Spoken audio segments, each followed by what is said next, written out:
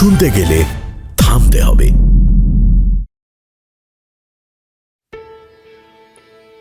নমস্কার, the story হলটি আজ আপনারা শুনবেন লেখক অভিক সরকারের কলমে প্রফেসর চিন্তাহরণ সিরিজের গল্প আত্মহত্যার অন্দরমহল।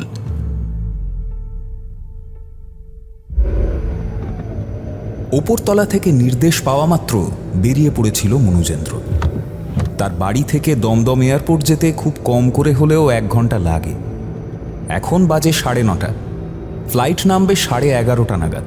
অন্তত ঘণ্টাখানেক সময় হাতে রাখতে চায় মনুজেন্দ্র। প্রফেসর মুখার্জিকে রাজি করাতে এই সময়টা তার চাই। প্রফেসর মুখার্জি তাঁর লেক টাউনের বাড়িতে ড্রয়িং রুমের সোফায় আধশোয়া হয়ে একটা ঢাউস বই পড়ছিলেন, gods and goddesses of Aztec civilisation. মনুজেন্দ্রকে দেখে একগাল হেসে বললেন, আরে এসো ব্রাদার এসো। তারপর অনেকদিন পর হঠাৎ এই রাস্তায়, পথ ভুলে নাকি? মনুজেন্দ্র ডাহা গুল দিয়ে শুরু করল। আর লজ্জা দেবেন না স্যার, কাজ ছাড়া আসা হয় না ঠিকই, তবে আজ আর কাজ নয়, এমনিই এসেছি আড্ডা মারতে। আসলে যাচ্ছিলাম এয়ারপোর্ট, এক হাই প্রোফাইল ব্যক্তিকে রিসিভ করে তার বাড়ি অবধি পৌঁছে দিতে হবে। ফ্লাইট ডিলে হয়েছে শুনে ভাবলাম আপনার সঙ্গে দেখা করে যাই।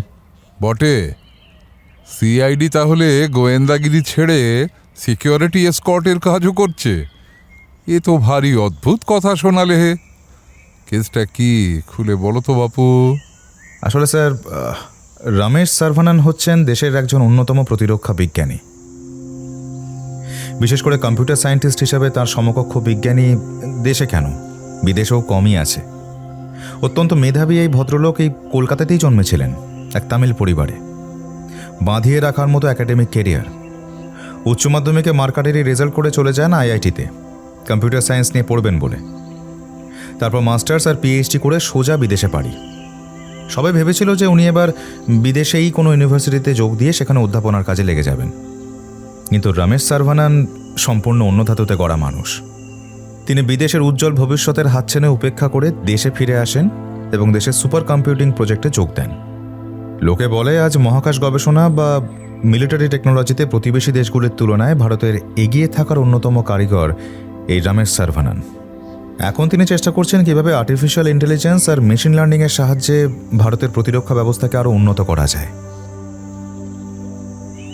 হেন রমেশ সার্ভানান এসেছেন কলকাতায়। 2 দিন থেকে ব্যাংকক যাবেন একটা আন্তর্জাতিক সম্মেলনে যোগ দিতে।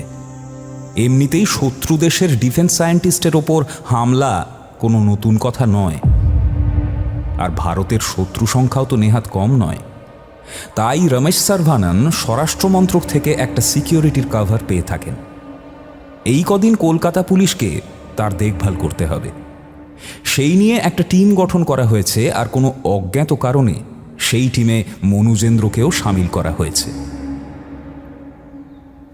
মনুজেন্দ্রর জন্য অন্দরমহল থেকে ব্ল্যাক কফি আর কুকিজ এলো। প্রফেসর সাহেব কফি খান না, তাঁর পছন্দ দার্জিলিং টি। তিনি চায়ে একটা চুমুক দিয়ে প্রশ্ন করলেন,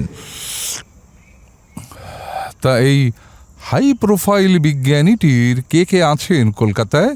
কেউ নেই। বাবা মা বহুদিন হলো মারা গেছেন। এক ভাই ছিলেন, তিনি অস্ট্রেলিয়াতে থাকেন। বছর কয়েক আগে হার্ট অ্যাটাকে মারা যান। রমেশ সার্ভানান অকৃতদার।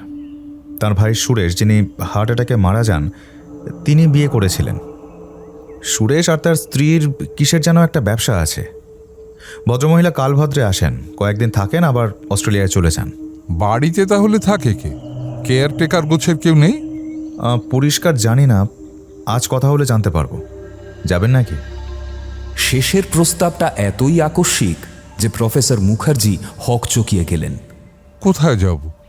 এই রমেশবাবুর সঙ্গে একটু আলাপ করতে। মানে এ কি রথের মেলা নাকি পাড়ার মাচা ফাংশন যে দেখতে যাব? আহা, তা নয়, তা নয়। আপনি একটু সঙ্গে সঙ্গে থাকবেন এই আর কি। আপনার ব্যাপারে মনোজ স্যার অলরেডি আলোচনা করে ক্লিয়ারেন্স নিয়েই রেখেছেন। সে কি? কেন? সত্যি কথা বলতে স্যার, সিকিউরিটি এজেন্সির কাছে খবর আছে যে এই সফরে রমেশ সার্ভানানের ওপরে আর একটা অ্যাটাক হতে পারে। সেটা কলকাতায় না ব্যাংককে, ওটা এখনও জানা যায়নি। তাই স্থানীয় স্তরে কলকাতা পুলিশ আর সিআইডিকে সতর্ক থাকতে বলা হয়েছে। নইলে আপনি ঠিকই বলেছেন, এসব কাজ সিআইডির নয়। আমাদের এডিজি সিআইডি মনোজ চাকলাদারের ইচ্ছা আজ রমেশ সার্ভানানকে যখন ওর বাড়িতে ছাড়তে যাওয়া হবে তখন আপনি যেন সঙ্গে থাকেন। আর কিছুই না, যদি কোথাও কোনো অসঙ্গতি আপনার নজরে আসে তো সেটা যেন আপনি আমাকে জানান। তোমার কথাবার্তা ক্রমেই বাংলা ক্রাইম থ্রিলারের মতোই অবাস্তব শোনাচ্ছে ভাইয়া। কলকাতা পুলিশ যথেষ্ট দক্ষ আর পেশাদার আরক্ষা বাহিনী। তারা যখন কারো সিকিউরিটির দায়িত্ব নিয়েছে আর তার উপর সেখানে সিআইডিও আছে, সেখানে আমার মতো একজন আদ্যন্ত সেলস মার্কেটিংয়ের প্রফেসর গিয়ে কোন ভ্যারেন্ডাটা ভাজবে শুনি? না হে বাপু, তোমাদের এডিজি সাহেবের মাথাটা বোধহয় একেবারেই খারাপ হয়ে গিয়েছে। আমি ওসব ধাসটামোর মধ্যে নেই।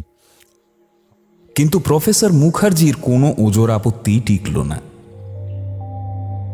হাজার হোক ওপরওয়ালার নির্দেশ, মনুজেন্দ্র প্রায় জোর করেই প্রফেসর সাহেবকে গাড়িতে তুলে রওনা দিল এয়ারপোর্টের দিকে।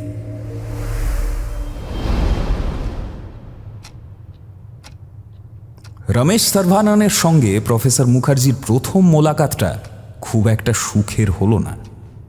ভদ্রলোক এমনিতেই একটু রুক্ষ মেজাজের। প্রফেসর মুখার্জির পরিচয় শুনে ভুরু কুঁচকে জিজ্ঞেস করলেন, যেখানে কলকাতা পুলিশ আর সিআইডি আমার সিকিউরিটির দায়িত্ব নিয়েছে, সেখানে who's he? What is his role here? He certainly doesn't look like a police or security personnel. মনুজেন্দ্রর চোয়াল শক্ত হল। সে ভাবলে সুরে বলল, he has the directives and clearance from top level sir. And what do you mean by top level? ADG CID and commissioner of police sir. তারপর হাতের ছড়িটা উঁচিয়ে প্রফেসর মুখার্জির দিকে তাক করে কিছু একটা বলতে যাচ্ছিলেন, তার আগেই প্রফেসর মুখার্জি সামান্য হেসে বললেন, Hi Ramesh, my name is C. Mukherjee. I am a professor and I have been appointed by ADG CID to look after your security. Hope you will cooperate with us.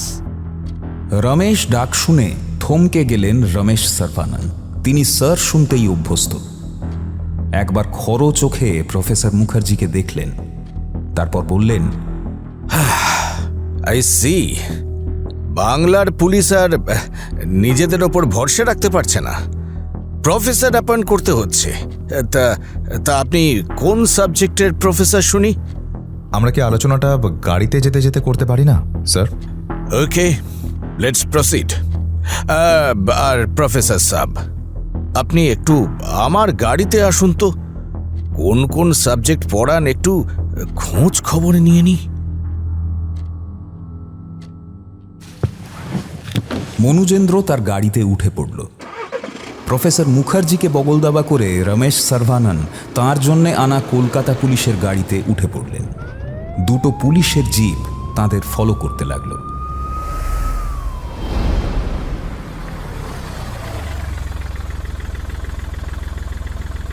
Ramesh সার্ভানানের বাড়ি পৌঁছতে বাজল প্রায় 1টা। গাড়ি থেকে নেমে মনুজেন্দ্র দেখল প্রফেসর মুখার্জি আর বিজ্ঞানী প্রবরের মধ্যে বেশ ভাব হয়ে গেছে। দুজনেই হেসে হেসে কথা বলছেন। রমেশবাবু ব্যাগ থেকে চাবি বার করে মনুজেন্দ্রর হাতে দিলেন। কলকাতা পুলিশ আর সিআইডির একটা ছোটোখাটো যৌথ বাহিনী আধুনিক যন্ত্রপাতি আর স্নিফার ডগ সঙ্গে নিয়ে বাড়ির দখল নিল।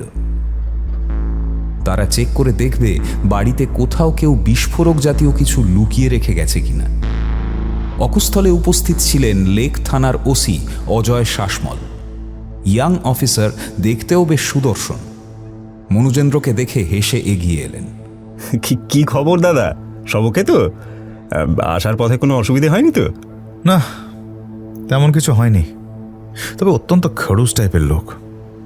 প্রফেসর মুখার্জিকে ইনভলভ করা হয়েছে শুনে মুখ বেঁকিয়ে যেটা মিন করলেন তার একটাই অর্থ, পুলিশ কোনো কমবেন না, আমরা সব অপদার্থ, ঢ্যাঁড়স ইত্যাদি ইত্যাদি। শাসমল হেসে ফেললেন।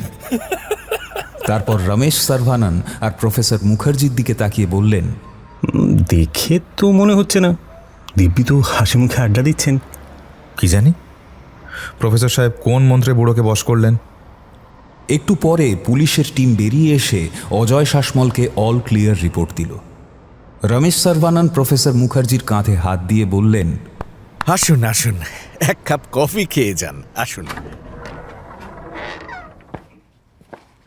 মনুজেন্দ্র আর অজয় ঘুরে ঘুরে ঘরগুলো দেখছিলেন। প্রফেসর মুখার্জি আর রমেশবাবু সোফায় বসে গল্প করছেন। বাকি পুলিশের টিম বাড়ির বাইরে নিজেদের পজিশন নিয়ে নিয়েছে। দোতলা বাড়ি, নিচে বসার জায়গা, কিচেন, লাইব্রেরি আর কমন টয়লেট। ওপরে 4টে শোবার ঘর, সবকটার সঙ্গেই অ্যাটাচড বাথরুম আছে। সাদামাটা ছিমছাম অন্দরসজ্জা। বসার জায়গায় এল শেপের সোফা। উল্টো দিকের দেওয়ালে একটা 48 ইঞ্চির টিভি। দেওয়ালে এক বৃদ্ধ দম্পতির ছবি ঝুলছে। অনুমান করা যায় এরা রমেশ সার্ভাননের বাবা মা। আসলে আমার বাবা মারা যান আমার গ্র্যাজুয়েশনের সময়। একটা হার্ট অ্যাটাক, সব সব শেষ। হাসপাতালে নিয়ে যাওয়ার সময় অবধি পাওয়া যায়নি। ভাই সুরেশ তখন ওই +2 দেবে। মা খুব শকড হয়েছিলেন ঘটনাটাতে। তারপর তিনিও আর বছর 3 বেশি বাঁচেননি। আমি তখন বিদেশে একটা ইউনিভার্সিটিতে মাস্টার্স করার চান্স পেয়েছি। তা ভাইকে বললাম, তুইও চল আমার সঙ্গে, কিন্তু গেল না।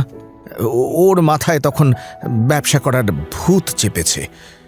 আমার মামা মামি থাকতেন অস্ট্রেলিয়াতে। ওদের ফার্নিচারের ব্যবসা ছিল, ছেলে মেয়ে নেই। তাঁরা সুরেশকে নিয়ে গেলেন ওখানে। ব্যাস, আমি একেবারে ঝাড়া হাত পা। প্রথমে ইউএসএ, তারপর কানাডা, তারপর দেশে ফিরে ব্যাঙ্গালোর। বাকিটা তো জানেনি। আর আপনার ভাই, তিনি এখন অস্ট্রেলিয়াতেই থাকেন? প্রফেসর মুখার্জি জেনে শুনেই ন্যাকা সাজলেন। বিষণ্ণ মুখে মাথা নাড়লেন রমেশ সার্ভানন।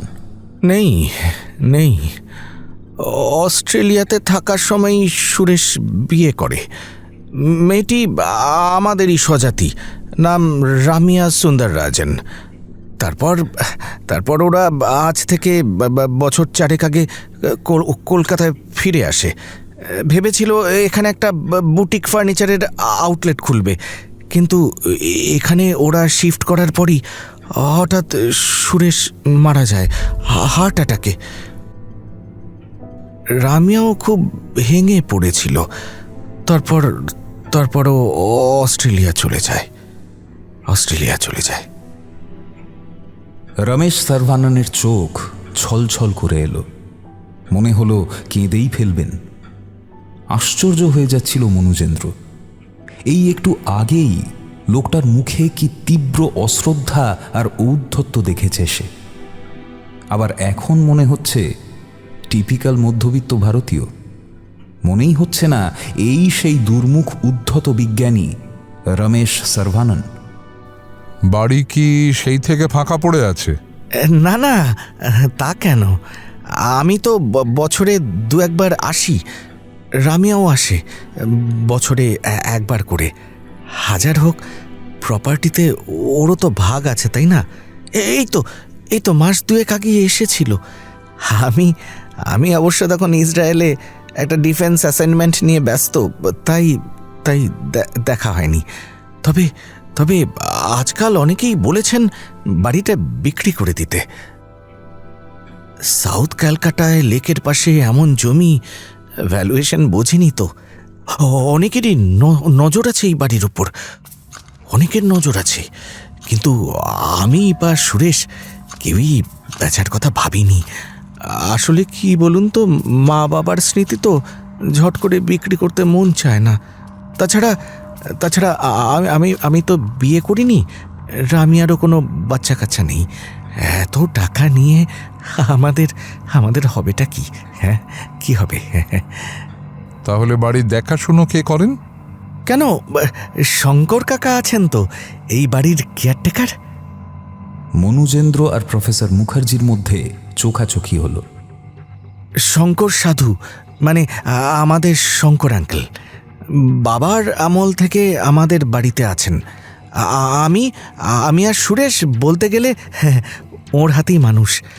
বাড়ির একটা চাবি ওর কাছেই থাকে। আমার বা রামিয়ার আসার কথা হলে ঘরদোর সব পরিষ্কার করে রাখেন। শঙ্কর আঙ্কেল আর কিছুক্ষণের মধ্যেই এই এলেন বলে। But sir, you haven't mention his name to আস।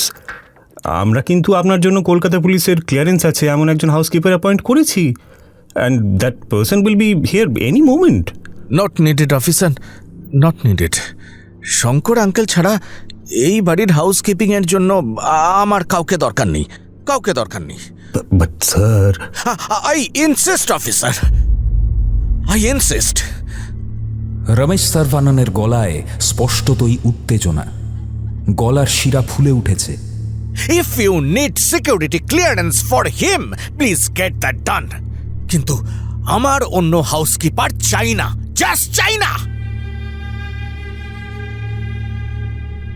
অজয় শাসমল দ্রুত বাইরে গেলেন, বোধহয় তার টিমকে আপডেট দিতে। রমেশ সার্ভানন নিজেই উঠে গেলেন কফি বানাতে।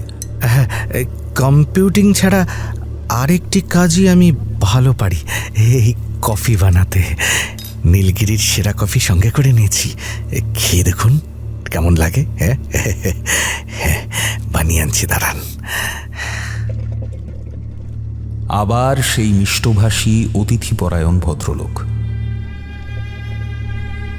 কে বলবে একটু আগেই হঠাৎ উত্তেজিত হয়ে উঠেছিলেন? মনোজেন্দ্র ফিসফিস করে জিজ্ঞাসা করলেন, পটালেন কি করে? সেলসে 20 বছর চাকরি করেছি হে, লোক পটানোটা আমার স্পেশাল স্কিলের মধ্যেই পড়ে। কথা বলে কি বুঝলেন? প্রতিভাবান সন্দেহ নেই, তবে স্বভাবে পাগলাটে। খুব সম্ভবত বাইপোলার ডিসঅর্ডারের পেশেন্ট, বোধহয় ব্লাড প্রেশারও আছে। ঘন ঘন মুড চেঞ্জ হয়, লন্ডনের ওয়েদারের মতো।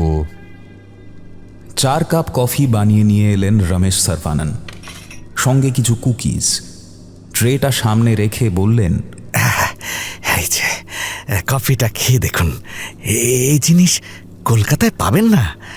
কুকিজটাও কেরালার এক স্পেশাল বেকারি থেকে সঙ্গে করে এনেছি, খেয়ে দেখুন, খান। চতুর্থ কাপটা অজয় শাসমলের। তিনি ঘরে ঢোকার সঙ্গে সঙ্গে পিছনে পিছনে ঢুকলেন এক বৃদ্ধ ভদ্রলোক। খুব সম্ভবত ইনি শঙ্কর সাধু। তিনি এসেই হাউমাউ করে উঠলেন, রমেশ বাবা, এ কেমন হুজ্জত বলো দেখি। এত বছর ধরে বাড়িতে সেবা করছি, কোনোদিন পুলিশ টুলিশের হাঙ্গামায় জড়াতে হয়নি। আজ এসব কি হচ্ছে বাবা? হাত দিয়ে মাছি তাড়ানোর মতোই শঙ্কর সাধুর ভয়ে ত্রাস উড়িয়ে দিলেন রমেশ সার্ভানন।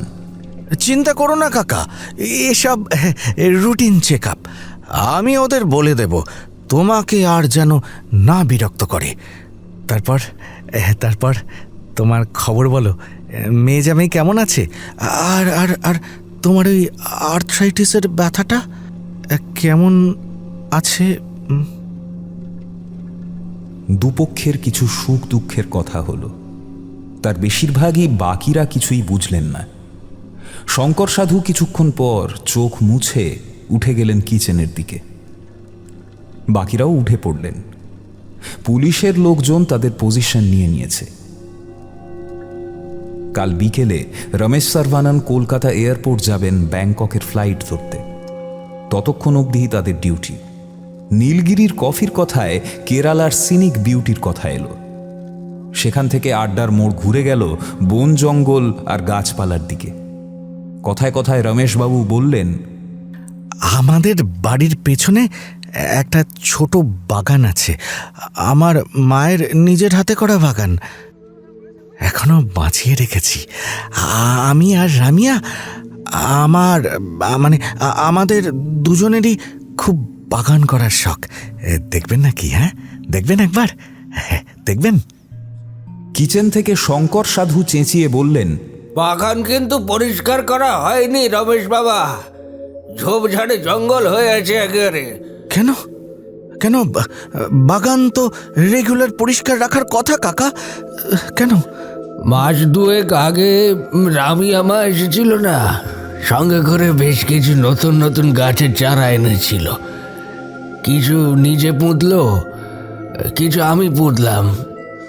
তবে আমাকে বলল, এই কাকা, এইবার তুমি কিন্তু আর এই বাগানে একদম ঢুকবে না, হ্যাঁ? দাদার জন্য কিছু সারপ্রাইজ রেখে যাচ্ছি। ধাঁধাই বলতে পারো একরকম। দেখি দাদা এই গাছগুলো চিনতে পারে কিনা। তা আমিও সেই থেকে আর এই বাগানে ঢুকিনি। কথাটা শুনে কোমরে হাত দিয়ে একচোট খুব হেসে নিলেন রমেশ সার্ভানন। তারপর হুঙ্কার দিয়ে বললেন, বটে, হ্যাঁ? রামিয়ার এত সাহস হয়েছে যে আমাকে গাছের ব্যাপারে চ্যালেঞ্জ করে। দেখছি দেখছি কি নতুন গাছ এনেছেন ম্যাডাম, দেখি। পরের দিন প্রফেসর মুখার্জির ঘুম ভাঙল স্ত্রীর ধাক্কাধাক্কিতে। ওগো, এই শুনছো শুনছো, ওঠো ওঠো। মনোজ 4 বার ফোন করে ফেললো আমাকে, তোমাকে পাগলের মতো খুঁজছে। দেখো তো, দেখো কোথায় আবার কি হলো। ওঠো ওঠো। মুখার্জি সাহেব চশমা পরে মোবাইল ফোনটা তুললেন। 17টা মিসড কল। 7টা মনোজের, 10টা মনুজেন্দ্রর। বুকটা ধক করে উঠল মুখার্জি সাহেবের। ধর্মড় করে উঠে বসলেন বিছানার উপর।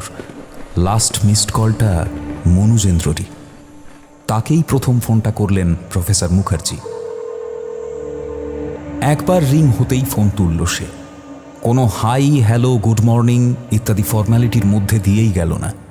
শুধু প্রচণ্ড টেন্সড স্বরে বলল, Ramesh Saravanan committed suicide last night.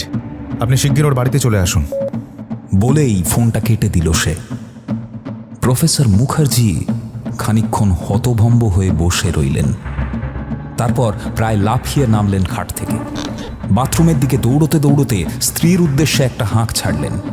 Rama, emergency situation, আমার জন্য ব্রেকফাস্ট বানাতে যেও না, আমি রাস্তায় কিছু একটা খেয়ে নেব। রমেশ সার্ভাননের বাড়ির সামনে পৌঁছে মুখার্জি সাহেব দেখলেন পুলিশে কমান্ডোতে এলাকা পুরো 6 লাফ। পুরো এরিয়াটা কর্ডন করে রাখা আছে। কৌতূহলী জনতার ভিড় উপচে পড়ছে সেখানে। প্রফেসর মুখার্জিকে গাড়ি থেকে নামতে দেখে অজয় শাসমল দৌড়ে এলেন। কি কাণ্ড দেখুন দেখি স্যার, আমরা তো জাস্ট হতভম্ব হয়ে গেছি। কি করে যে কি হলো কিছুই বুঝতে পারছি না। কি হয়েছেটা কি? ওই কেয়ারটেকার ভদ্রলোক, শঙ্কর সাধু না কি যেন নাম, সকালে এসে কলিং বেল টিপে দেখেন যে কেউ দরজা খুলছে না। অনেকবার ডাকাডাকি করেও কেউ দরজা খুলছে না দেখে পাহারায় থাকা পুলিশের দল দরজা খুলে দেখে রমেশবাবু তার শোবার ঘরের সিলিং ফ্যান থেকে ঝুলছেন। প্রফেসর মুখার্জি দ্রুত পায়ে এগিয়ে গেলেন দরজার দিকে। সেখানে মনুজেন্দ্র গম্ভীর মুখে দাঁড়িয়েছিল। মুখার্জি সাহেবকে দেখে সে বলল, we are puzzled like anything. Just ভাবতে পারছি না। ডেড বডি কোথায়? একটু আগে পোস্টমর্টমের জন্য নিয়ে গেছে। ভেতরে কে কে আছেন? পুলিশ কমিশনার বিশাল গোয়েল আর মনোজ স্যার। যাব? যান, তবে কিছু টাচ করবেন না, এভিডেন্স নষ্ট হতে পারে। প্রফেসর মুখার্জি থমকে গেলেন। এভিডেন্স? এভিডেন্সের কথা উঠছে কেন? তোমরা কি এটাকে খুন বলে সন্দেহ করছো? সন্দেহ করাই আমাদের পেশা স্যার। মুখার্জি সাহেব আর কথা বাড়ালেন না। ভেতরে ঢুকে দেখলেন আরক্ষা বাহিনীর 2 বড় কর্তা সতর্কভাবে এক কোণে দাঁড়িয়ে নিচু স্বরে নিজেদের মধ্যে আলাপ আলোচনা করছেন। প্রফেসর মুখার্জিকে দেখে মনোজ চাকলাদার এগিয়ে এসে বললেন, আমরা বরং বাইরে গিয়ে কোথাও বসি, চলুন। এখানে বেশি লোক হলে এভিডেন্স মুছে যেতে পারে। ফিঙ্গারপ্রিন্ট আর ফরেন্সিক এক্সপার্টরা এলো বলে। মনুজেন্দ্রকে করা প্রশ্নটাই রিপিট করলেন প্রফেসর মুখার্জি। পাথরের মূর্তির মতো দাঁড়িয়েছিলেন কমিশনার বিশাল গোয়েল। তার টিমের নিরাপত্তার ঘেরাটোপ থেকে একজন এত বড় বিজ্ঞানী আত্মহত্যা করলেন, সেটা তিনি কিছুতেই হজম করতে পারছেন না। তিনি গম্ভীর স্বরে উত্তর দিলেন, দেখুন প্রফেসর মুখার্জি, আমাদের কাছে ক্লিয়ার ইন্টেল ছিল যে ওর একটা অ্যাটাক হবে, আর হবে ওর ওই কলকাতা ব্যাংকক ট্রিপের মধ্যেই। সেখানে হঠাৎ করে যদি তিনি সেই টাইম পিরিয়ডেই আত্মহত্যা করে বসেন, তাহলে সেটা হজম করা একটু কষ্টকর হয়ে পড়ে, তাই না? পোস্টমর্টেম আর ফরেন্সিক রিপোর্ট এগুলো কবে পাওয়া যাবে? এত বড় হাই প্রোফাইল কেস, আশা করছি দিন তিনেকের মধ্যেই রিপোর্টের ব্যবস্থা করতে পারবো। কথা বলতে বলতে চারজনেই বাইরে বেরিয়ে এলেন। ততক্ষণে ফরেন্সিক টিম এসে গেছে। প্রফেসর মুখার্জি গুটি গুটি নিজের গাড়ির দিকে এগোলেন।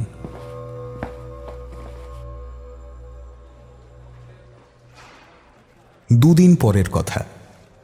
মনোজ চাকলাদারের কেবিনে বসে কথা বলছিলেন বিশাল গোয়েল আর প্রফেসর মুখার্জি। মনুজেন্দ্র এক কোণে পাথরের মতো মুখ করে বসে আছে। সব রিপোর্ট চলে এসেছে। তার কপি রুটিন মাফিক দিল্লিতে স্বরাষ্ট্রমন্ত্রকে পাঠিয়ে দেওয়া হয়েছে। সেখান থেকে নিয়মিত তাগাদা আসছে কেসটার একটা ক্লোজারের জন্য। তাহলে কেসটা কি দাঁড়ালো mister Chakladar? Yes mister Goel, সমস্ত রিপোর্টই ইন্ডিকেট করছে যে এটা সুইসাইড ছাড়া আর কিছু হতে পারে না। কোনো ধস্তাধস্তি চিহ্নও তো নেই, বডিতে কোনো রকম উন্ড বা ইঞ্জেকশনের চিহ্ন বা দাগও কিছু নেই।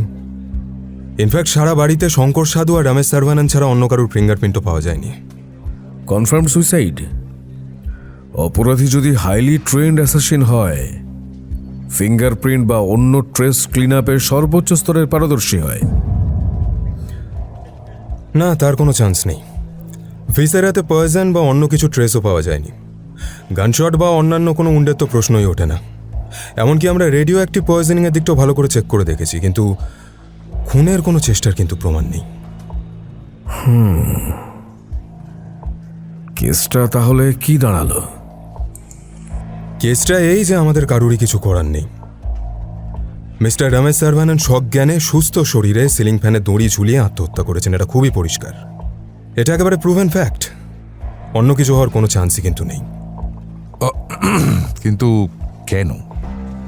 একটা লোক আগের দিন দুপুর পর্যন্ত সুস্থ স্বাভাবিকভাবে খোশ মেজাজে কথা বলেছেন, আমাকে, অজয় শাসমলকে, মনুজেন্দ্রকে কফি করে খাইয়েছেন, ঠাট্টা ইয়ার্কি করেছেন, আর রাতের মধ্যে এমন কি ঘটে গেল যে একেবারে গলায় দড়ি দিয়ে ঝুলে পড়লেন? একটু অস্বাভাবিক লাগছে না? না প্রফেসর মুখার্জি, এটা মোটেও স্বাভাবিক নয়। এরকম কেস পুলিশের কাছে রোজই গাদাগুচ্ছের আসে। দিব্যি হাসি খুশি লোক সকালে বাজারে গিয়ে দরদাম করে পাঁঠার মাংস কিনেছে, দুপুরে বউয়ের সঙ্গে সামান্য ঝগড়া করে রেল লাইনে গলা দিল, বা ইয়ং টিনেজার মেয়ে হই হই করে বেড়াচ্ছে, মা বাপ একটু বকেছে বলে অ্যাসিড খেয়ে নিল। এ তো হামেশাই হচ্ছে। আর এর তো একটা মেন্টাল সমস্যা ছিলই। মেন্টাল সমস্যা কিরকম? রমেশ সার্ভানন অ্যাকিউইড বাইপোলার ডিসঅর্ডারের পেশেন্ট ছিলেন। থেকে থেকে ট্রিগার্ড হয়ে যেতেন। বিশেষ করে কেউ তার মতে সামান্যতম বিরোধিতা করলেই রাগে পাগলের মতো বিহেভ করতেন তিনি। এই নিয়ে ওর কর্মস্থলে অনেক অশান্তি হয়েছে। মাস ছয়েক আগে তো ওর এক জুনিয়র সায়েন্টিস্টের টুঁটি চেপে ধরেছিলেন কি একটা বিষয় নিয়ে মতানৈক্যের জন্য। এই নিয়ে ডিপার্টমেন্টে এনকোয়ারিও বসেছিল ওর এগেনস্টে। নেহাতি দ্য গ্রেট রমেশ সার্ভানন বলেই কোনো রকমে বেঁচে যান। আমরা ওর ফিজিশিয়ান এবং অন্যান্য নিউরোলজি স্পেশালিস্টদের সঙ্গেও কথা বলেছি। তাদের মতে সেই রাতে হয়তো কোনোভাবে ট্রিগার্ড হয়ে গিয়েছিলেন এবং তাই জন্যই। কথাটা চারজনের মধ্যে অর্ধসমাপ্ত জিজ্ঞাসা চিহ্নের মতোই ঝুলে রইল। এগ্রিড এডিজি স্যার, কিন্তু সব ক্ষেত্রেই একটা ট্রিগার থাকে। নিজের মাথায় বন্দুক ঠেকিয়েও ঘোড়াটা টেপার আগে আঙুলটা একটু থমকায়। সেই থমকানি পেরিয়ে ঘোড়াটা টিপতে একটা জোরদার কারণ লাগে। এখানে ওই কারণটা খুঁজে বার করে দেখা দরকার না? ভাগ্নে হলে কি হবে? প্রকাশ্যে সিআইডির এডিজিকে কখনোই নাম ধরে সম্বোধন করেন না প্রফেসর মুখার্জি। এই শিষ্টতাটুকু দোর্দণ্ড প্রতাপ ভাগ্নেও মেনে চলেন। তিনি গম্ভীর মুখে বললেন, সে আপনি বার করতে চাইলে বার করুন, কিন্তু লাভ কি তাতে? আহা, সব কিছু কি আর ওরকম লাভ লোকসানের কথা ভেবে করা যায় নাকি স্যার? ধরে নিন একটা কৌতূহল মেটাতে চাইছি। এডিজি সাহেব, আপনারা কি রিপোর্ট ফাইনাল করে ফেলেছেন? Not yet professor Mukherjee. কিন্তু সত্যি কথা বলতে যা প্রেশার আছে তাতে আজকালের মধ্যে এটাকে ক্লোজার করতেই হবে। আজকালটাকে কি 3-4 দিন বাড়ানো যায়? 3 জোড়া সপ্রশ্ন চোখ চেয়ে রইল প্রফেসর মুখার্জির দিকে। আমি একটু নিজের মতো করে ব্যাপারটা ইনভেস্টিগেট করতে চাই, অবশ্য তাতে যদি আপনাদের আপত্তি না থাকে। যদি নেক্সট 3-4 দিনের মধ্যে আপত্তিকর কিছু খুঁজে বার করতে না পারি তাহলে কেস ক্লোজ করে দেবেন। ওকে? বিশাল গোয়েল আর মনোজ চাকলাদার নিজেদের মধ্যে দৃষ্টি বিনিময় করলেন।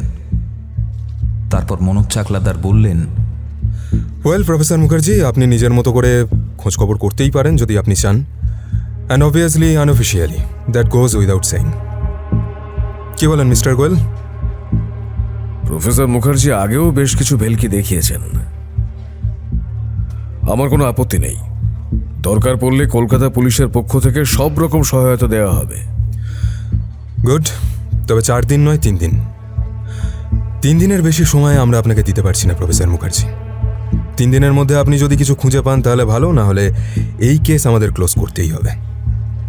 মনোচন্দ্র, তুমি প্রফেসর মুখার্জিকে হেল্প করো। হ্যাঁ, আমি তো শুনেছি তোমাদের বেশ ভালোই জমে। ফরেন্সিক আর বাকি যা যা রিপোর্ট আছে তার একটা করে কপি পাওয়া যাবে? হ্যাঁ হ্যাঁ, অবশ্যই। আর কিছু? রমেশ সার্ভাননের ল্যাপটপ, ফোন, ট্যাব এসব পরীক্ষা করার অনুমতি চাই। Extremely sorry. দেশের ডিফেন্স সংক্রান্ত গবেষণায় যুক্ত ছিলেন প্রফেসর মুখার্জি। ওর ল্যাপটপ, ফোন বা ট্যাবে দেশের স্বার্থের জন্য জড়িত এমন কোনো ডেটা থাকবেই, ফলে সেসব আপনাকে আমি দেখতে দিতে পারি না। যদি পুলিশের তদন্তকারী টিমের সামনেই দেখি? মাথা নিচু করে কি যেন একটা ভাবলেন কমিশনার সাহেব। তারপর বললেন, ওকে, ডান। আমি বলে দিচ্ছি। আর কিছু? রমেশ সার্ভানন মারা যাওয়ার 3-4 দিন আগে থেকে মারা যাওয়ার দিন পর্যন্ত সমস্ত কলের ডিটেলস চাই। আপনাদের নির্দেশ ছাড়া সার্ভিস প্রোভাইডার ও জিনিস তো দেবে না। হ্যাঁ, পেয়ে যাবেন। অলরেডি আমাদের টিম রমেশ সার্ভানের মোবাইল, ল্যাপটপ, কল লিস্ট সব তন্ন তন্ন করে খুঁজে দেখেছে, কিছুই পাওয়া যায়নি। তবুও আপনি যখন চাইছেন দেখতে, দেখুন, আমাদের কোনো আপত্তি নেই। আর কিছু? শঙ্কর সাধু আর ওই দিন পুলিশ টিমের যারা যারা পাহারায় ছিলেন তাদের সঙ্গে, পার্সোনাল ফিজিশিয়ানের সঙ্গে আর আর সহকর্মীদের সঙ্গে কথা বলতে চাই, বিশেষ করে যার গলা টিপে ধরেছিলেন। সব ডিটেলস মনোজেন্দ্রর কাছে আছে, পেয়ে যাবেন। বাস, এতেই চলবে আপাতত। Thank you. আপনি কতদিন ধরে এদের বাড়িতে কাজ করেন শঙ্করবাবু? কথা হচ্ছিল শঙ্কর সাধুর কালীঘাটের একতলা ভদ্রাসনে বসে। সাদামাটা ছিমছাম বাড়ি, খোলা উঠোন ঘিরে 3টে শোবার ঘর। একটি ঘর কিচেন আর ডাইনিং হিসেবে ব্যবহৃত হয়। বাড়িতে আপাতত শঙ্করবাবু আর ওর স্ত্রী থাকেন। একটি মাত্র ছেলে, সে থাকে বিদেশে, কন্ট্রাকচুয়াল লেবারের কাজ করে। নাম কার্তিক। আগে 80 সাল থেকে রমেশ বাবার বাবা গোবিন্দন সার্ভানন আমাকে কাজে বহাল করেন 1981 সাল নাগাদ। আমার তখন বয়স 25, রমেশ বাবার বয়স ওই 10-এর কাছাকাছি। সুরেশ বাবা আরও ছোট। সেই থেকে আমি সার্ভানন পরিবারের নুন খাই স্যার। গোবিন্দন স্যার মারা গেছেন আমার কোলে মাথা রেখে। ভানুমতি আম্মা আমার নিজের মায়ের সামান দিদি ছিলেন। তিনি মারা যাওয়ার পর আমি হোপ বৃষ্টি করেছি স্যার।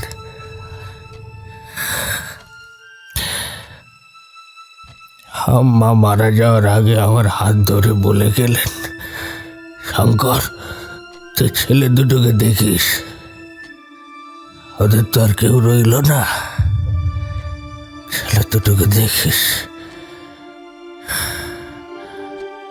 আমাকে যে সুরেশ বাবা আর রমেশ বাবা দুজনেরই মৃত্যু দেখতে হবে।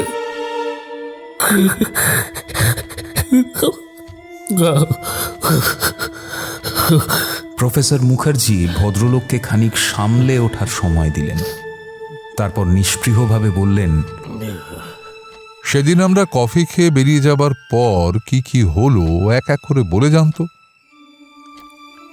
চোখের জল মুছে বলতে শুরু করলেন সার্ভানান পরিবারের সদস্য শঙ্কর সাধু। সেদিন সবাই চলে যাওয়ার পর আমি রান্নাঘরে ঢুকে যাই রাতের খাবার বানাতে। রমেশ বাবা জামা টামা পাল্টে নেমে এসে আমার সঙ্গে কিছু সাংসারিক কথাবার্তা বলে, তারপর আগাছা কাটার বড় কাঁচি নিয়ে নেমে যায় বাগান পরিষ্কার করতে। ঘন্টা দুয়েক পর যখন ফিরে আসে তখন প্রায় 4টে বাজে। রমেশ বাবা ঘেমে একেবারে জবজবে হয়ে গিয়েছিল। আমার ততক্ষণে খাবার বানানো শেষ। আমি বাগানে উঁকি মেরে দেখলাম বাগান প্রায় সাফ হয়ে এসেছে, একদম বাউন্ডারি শেষে বেড়ার দিকের অংশটা ছাড়া। রমেশ বাবা হেসে বলল, রামিয়া খুব চালাক হয়েছে, বুঝেছ? হ্যাঁ, অস্ট্রেলিয়া থেকে এমন এমন গাছ এনে লাগিয়েছে যার অর্ধেক আমি চিনি না। হ্যাঁ, গুগল লেন্স থেকে ফটো তুলে চিনতে হচ্ছে, তবে মাঝে মাঝে শালা গুগলও ফেল মেরে দিচ্ছে।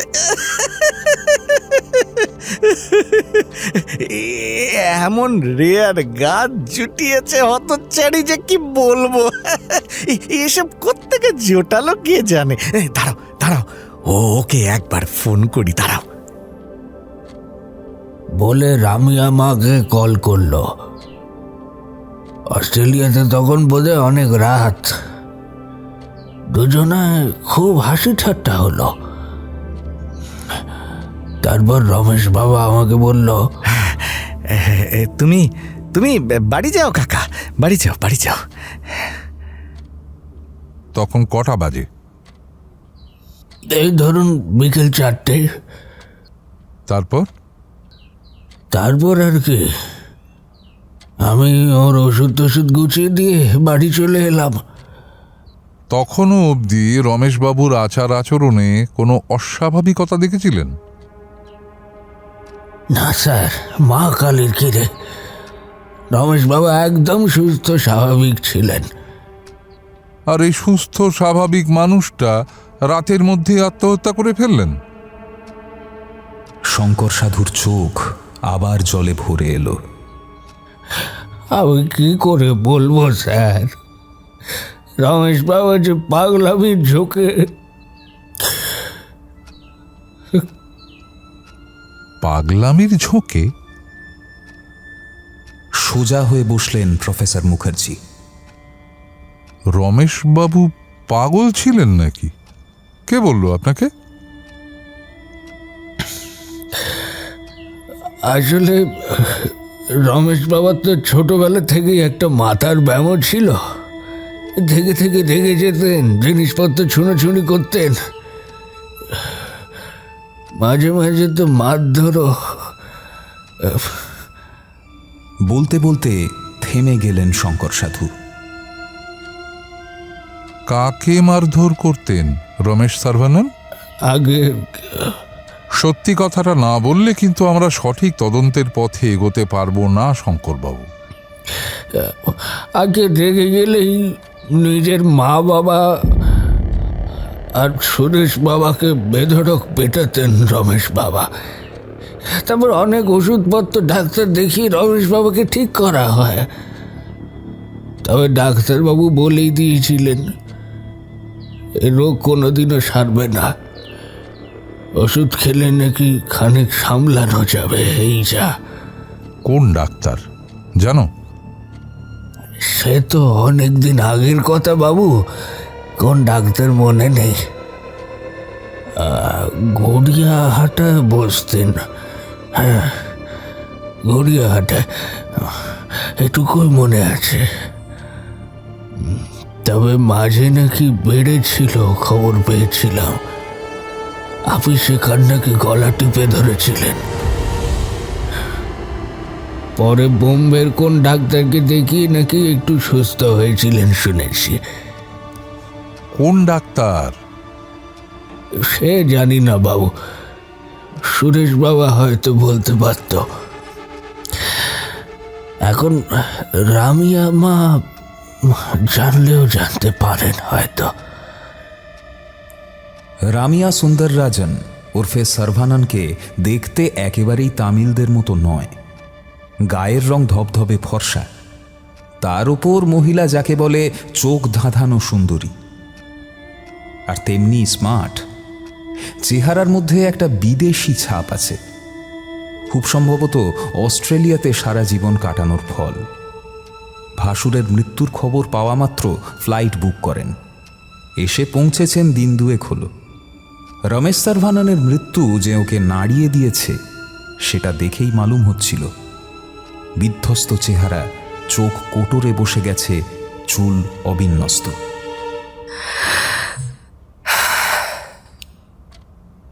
কি বলি বলুন?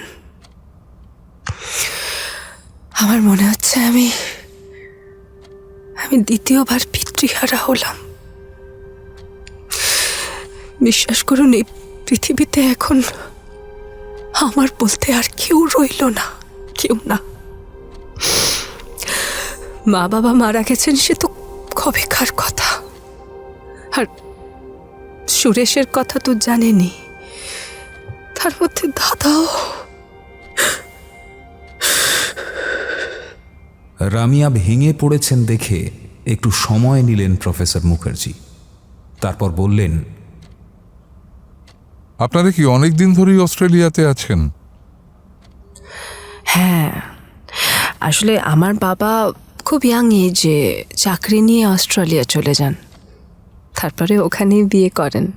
আমার মা নিজে অস্ট্রেলিয়ান, আমার জন্ম কর্ম সবই ওদেশেই। ফর্সা রং আর বিদেশি ছাপের কারণটা বোঝা গেল। পরের প্রশ্ন করলেন মনুজেন্দ্র। আপনাদের শুনেছি ওদেশে বিশাল ব্যবসা, তো কিসের ব্যবসা বলা যাবে? ইয়া শিওর, আমরা বেসিক্যালি টিম্বার মার্চেন্ট।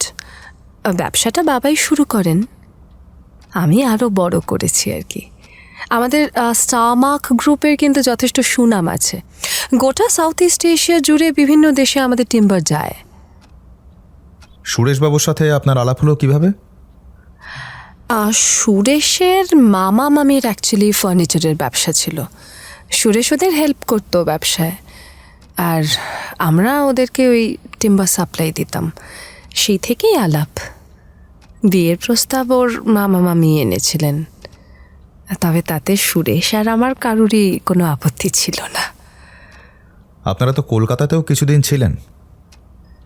হ্যাঁ, বিয়ের পর আমি আর সুরেশ কলকাতায় শিফট করে যাই।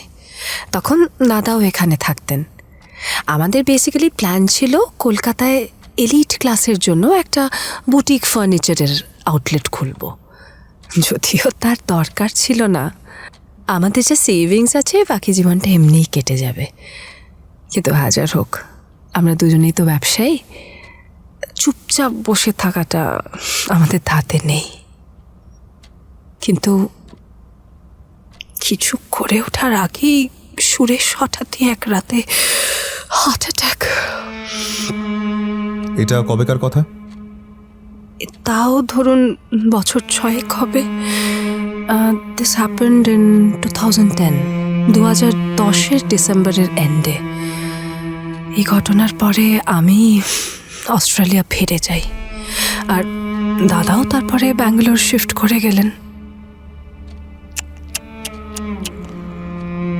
আপনার ভাসুরের এই আত্মহত্যার ব্যাপারে কিছু আলোকপাত করতে পারেন? কি আর বলি বলুন, দেখুন নিজের ভাসুর বলে বলছি না, কিন্তু এমন প্রতিভাবান মানুষ আমি কিন্তু আর দ্বিতীয়টি দেখিনি জানেন। আমি সুরেশের কাছে শুনেছি যে ক্লাস 9-এই নাকি ক্লাস 12-এর ক্যালকুলাস শিখে ফেলেছিলেন দাদা। আর অসাধারণ শ্রুতিধর মানুষ, জানেন? একবার যা শুনতো আর কোনোদিন ভুলতো না, মানে যাকে বলে এডিয়েটিক মেমোরি। কার্ডস আর চেস খেলতো একেবারে ওয়ার্ল্ড চ্যাম্পিয়নের মতো।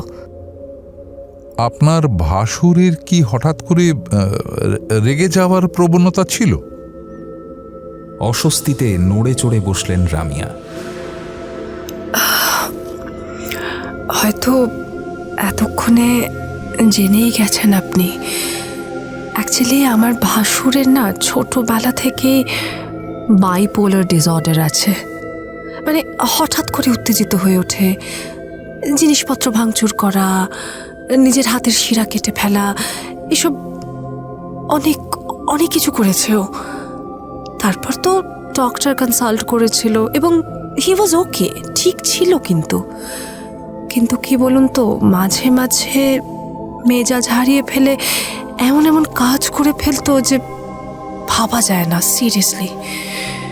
হ্যাঁ, শুনেছি কোন এক জুনিয়রের নাকি গলা টিপে ধরেছিলেন, তারপর নাকি কোন বিখ্যাত সাইকিয়াট্রিস্টকে দেখিয়ে ঠিক ছিলেন। কোন ডাক্তার একটু বলতে পারবেন? ডক্টর, দাঁড়ান, কোন ডক্টর?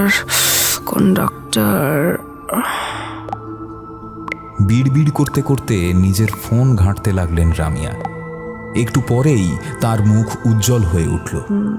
ডক্টর, এই যে লিখে নিন, doctor Jashraj Agarwal, apex hospital, Mumbai.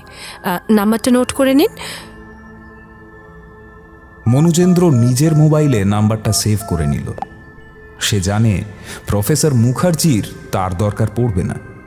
একবার শোনার সঙ্গে সঙ্গেই 10টা ডিজিট ওর মস্তিষ্কের কোষে গাঁথা হয়ে গেছে।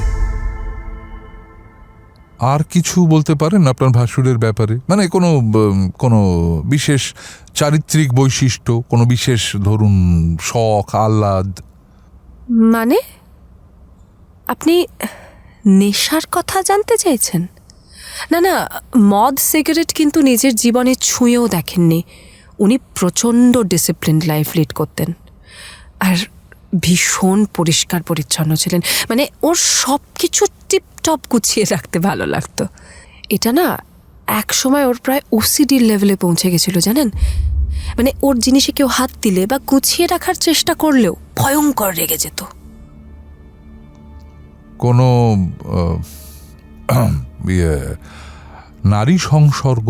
মানে আজীবন বিয়ে করেননি তো, তাই জিজ্ঞেস করছি আর কি। কিছু মাইন্ড করবেন না প্লিজ। হ্যাঁ, হাজার হোক, উনি তো আমার ভাসুর। এই নিয়ে কিছু বলাটা আমার মনে হয় আমার ভালো দেখায় না। তবে সিন্স ইউ আস্কড, আমি অন্তত ওর জীবনে কোনো মহিলার অস্তিত্ব আছে বলে শুনিনি বা জানি না। এমনিতে তো একেবারে কাজ পাগল মানুষ ছিলেন, নিজের কাজ নিয়েই পড়ে থাকতেন, কাজের বাইরে কমই কথা বলতেন। তাই এই ধরনের বিষয়ে আমি কোনো আলোকপাত করতে পারবো না, সরি। আপনি এখন অস্ট্রেলিয়াতে কি করেন? আমি ওই একই ব্যবসা করছি। এখন তো দুটো ব্যবসায়ী আমাকেই দেখতে হয়। সে কি, আপনারা যখন কলকাতায় আসেন তখন ব্যবসা চলছিল? হ্যাঁ, অ্যাকচুয়ালি আমাদের বিয়ের পর দুটো বিজনেস না আমরা মার্জ করে দিয়েছিলাম। মুরুগান বলে কলকাতারই একটি ছেলে, সে সুরেশের ব্যবসার ম্যানেজার ছিল। আমরা তাকেই বলে এসেছিলাম যে ব্যবসাটা দেখাশোনা করতে।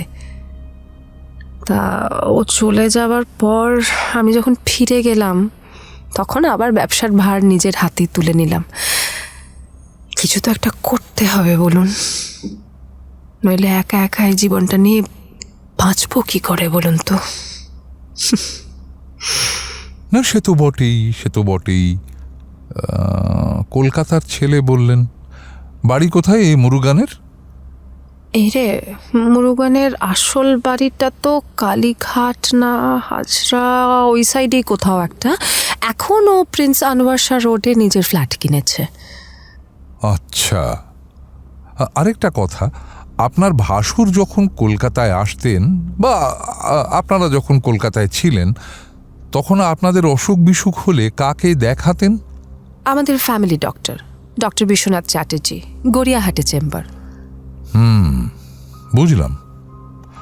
আপনি আছেন কতদিন আর? আমি এই আর দিন তিনেক। আসলে ওদিকেও তো অনেকগুলো কাজ আটকে আছে। আমি এখন ফিরে না গেলে আর চলবে না, বুঝলেন? বাড়িটার কি হবে কিছু ভেবেছেন? এ বিষয়ে এখনো কিছু ঠিক করিনি। আসলে কি বলুন তো, এই বাড়িটা আমি বা দাদা কখনোই এ বাড়ি বেচার কথা ভাবিনি, কোনো দিনই না। বাট ইউ আর রাইট, এখন বোধহয় ভাবতে হবে। মানে সত্যি তো এদেশে আমার তো আর কেউ নেই, তাই আমার আর আশা হবে কিনা তাও তো জানি না।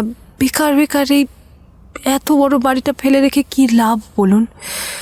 বরং এটা বেচে একটা অংশ শঙ্কর আঙ্কেলকে দিয়ে, বাকিটা দিয়ে ভাবছি দাদার স্মৃতিতে একটা স্টুডেন্ট স্কলারশিপ চালু করব। অনেক ধন্যবাদ। You welcome. প্রফেসর মুখার্জি আর মনুজেন্দ্র উঠে পড়ল। অনেক কাজ বাকি আছে।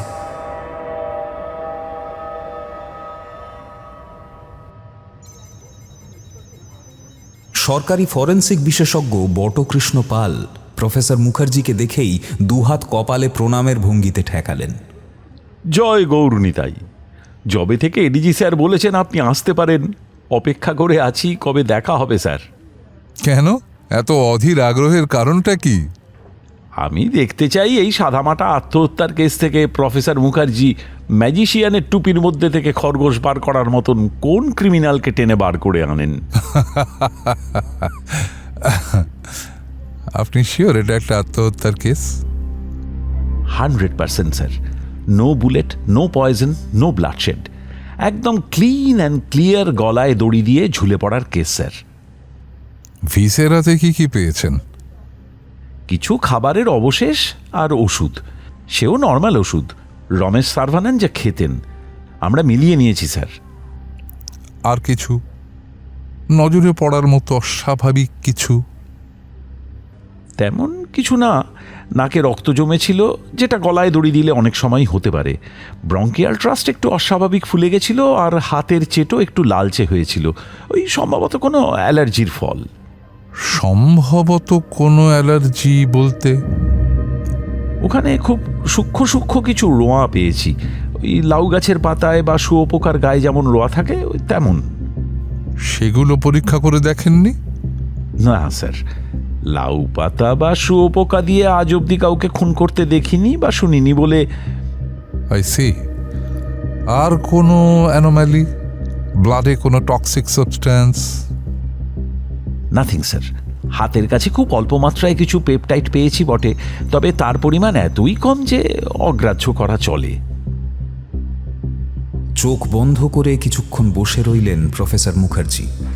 তারপর বললেন, আমি যদি আপনার জায়গায় থাকতাম পালমশাই, তাহলে ওই পেপটাইডটা কি বস্তু একবার পরীক্ষা করে দেখতাম।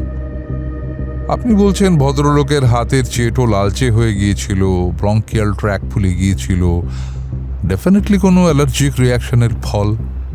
সেটা তো ওই রোয়া রোয়া বস্তুটা থেকেও হতে পারে। নিশ্চয়ই পারে স্যার, কিন্তু তা দিয়ে খুন করা অসম্ভব। সেখানেই তো আমার আপত্তি পালমশাই। আপনি কেবলমাত্র সম্ভাব্য খুনের লক্ষণগুলোই খুঁজছিলেন, তাই আপনার মতে মৃত্যুর কারণ হতে পারে না এমন সব তথ্যগুলো আপনি অগ্রাহ্য করেছেন। আপনি সত্যিটা খুঁজছিলেন না। I agree sir, I agree, কিন্তু এটা তো একটা সিম্পল সুইসাইড কেস। কোথাও কোনো ফিঙ্গারপ্রিন্ট নেই, কোনো পয়জন বা বুলেট বা রেডিও অ্যাক্টিভ সাবস্টেন্সের উল্লেখ নেই।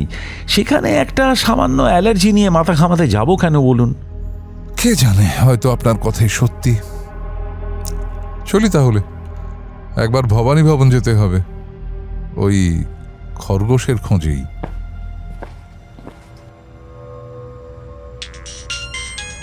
বেরোতে বেরোতেই মনুজেন্দ্রর ফোন। আপনাকে অনেকক্ষণ ধরে ট্রাই করছি স্যার, কিছুতেই পাচ্ছিলাম না। আজকাল অনেকেই আমার জন্য এমন ব্যাকুল হয়ে উঠছে কেন বলো তো মনু?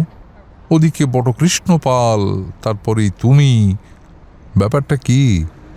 রমেশবাবুর একেবারে পাশের বাড়িটা হচ্ছে অনুপম ঘোষের। ভদ্রলোক সাউথ পয়েন্ট স্কুলে বাংলার শিক্ষক।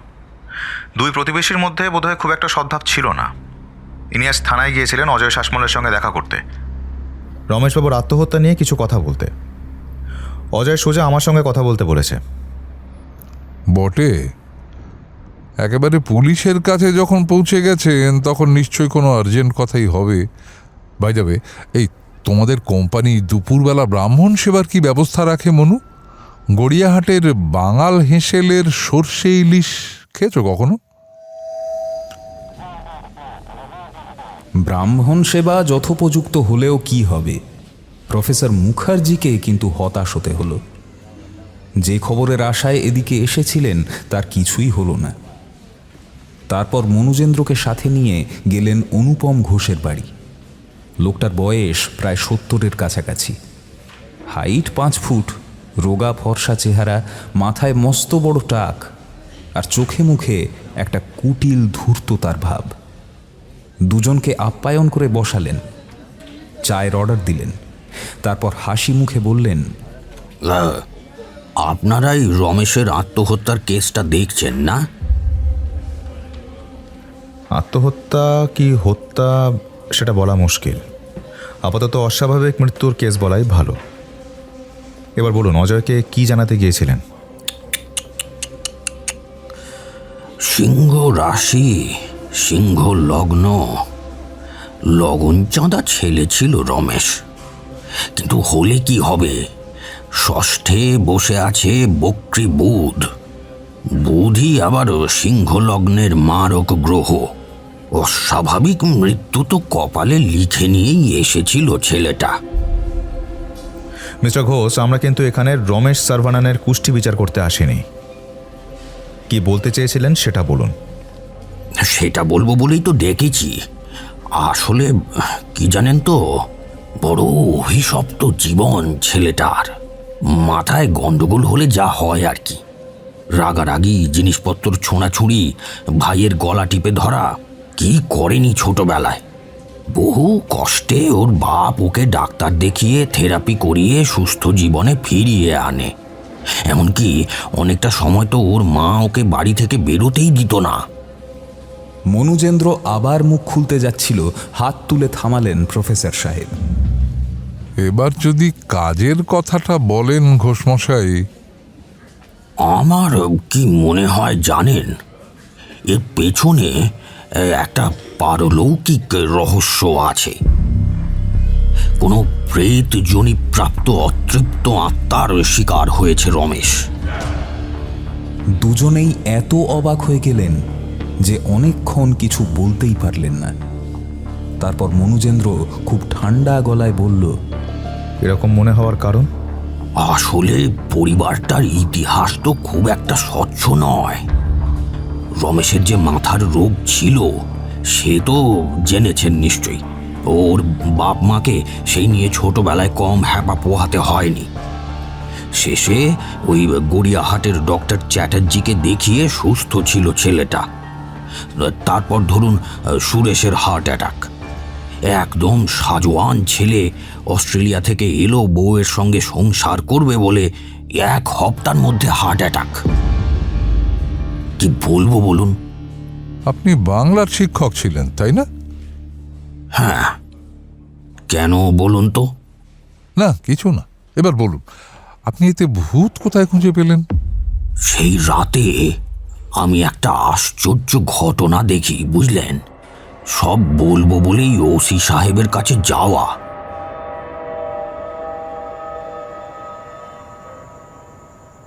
আমার দোতলার জানালা থেকে ওদের বাড়ির অনেকটাই দেখা যায়। সেদিন সন্ধেবেলা জানালায় বসে হাওয়া খাচ্ছি, দেখি শঙ্কর বেরিয়ে গেল। তারপর রমেশকে দেখলাম একটা পায়জামা আর টি শার্ট পরে বাগানে ঢুকতে, হাতে মোবাইল, থেকে থেকে নিচু হয়ে মোবাইলের টর্চ জ্বেলে কি সব দেখছে। এই করে করে একদম শেষে পাঁচিলের কাছে একটা জায়গা দেখে দাঁড়ালো। নিচু হয়ে কি একটা পরীক্ষা করলো বলে মনে হলো। তারপর হঠাৎ উঠে দাঁড়িয়ে দ্রুত ঘরের মধ্যে চলে গেল। একটু পরে দেখি ওদের দোতলা জুড়ে রমেশ ছুটে বেড়াচ্ছে। দেখলাম, মানে ওই জানালার শাসি দিয়ে যতটুকু দেখা যায় আর কি, ভূতগ্রস্ত পাগলের মতো ছোটাছুটি, একবার এই ঘর আর একবার ওই ঘর, আর তার সঙ্গে প্রবল হাঁচির শব্দ, সে প্রায় বোম ফাটার মতো আওয়াজ। আমি তো ভাবলাম আবার বুঝি মাথার ব্যামোটা ফিরে এলো, একবার গিয়ে দেখি।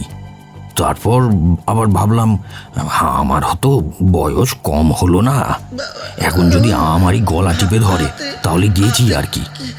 অবশ্য একটু পরে ছোটাছুটি বন্ধ হলো, আর তারপর সারা শব্দ নেই। আমিও সরে এলুম। পরদিন সকালে শুনি এই অবস্থা। এটা আগে বলেননি কেন? কাকে বলবো? কেউ জিজ্ঞেস করলে তো বলবো, আগ বাড়িয়ে পুলিশকে জানিয়ে আমার লাভ কি? মনুজেন্দ্র আর প্রফেসর মুখার্জি মুখ চাওয়াচাই করলেন। তারপর মুখার্জি সাহেব বললেন, আজ তাহলে গিয়েছিলেন কেন ওসি সাহেবের কাছে? সেই থেকে পাড়ায় ভূতের উপদ্রব শুরু হয়েছে স্যার। বাড়ি বাড়ি ঘুরে বেড়ায় এমন বেশ কিছু বেড়াল মারা গেছে। সেদিন একটা কুকুর কি করে যেন ওদের পাঁচিল ডিঙিয়ে ঢুকে পড়েছিল। তারপর সারা রাত তার কান্নায় কেউ ঘুমোতে পারিনি।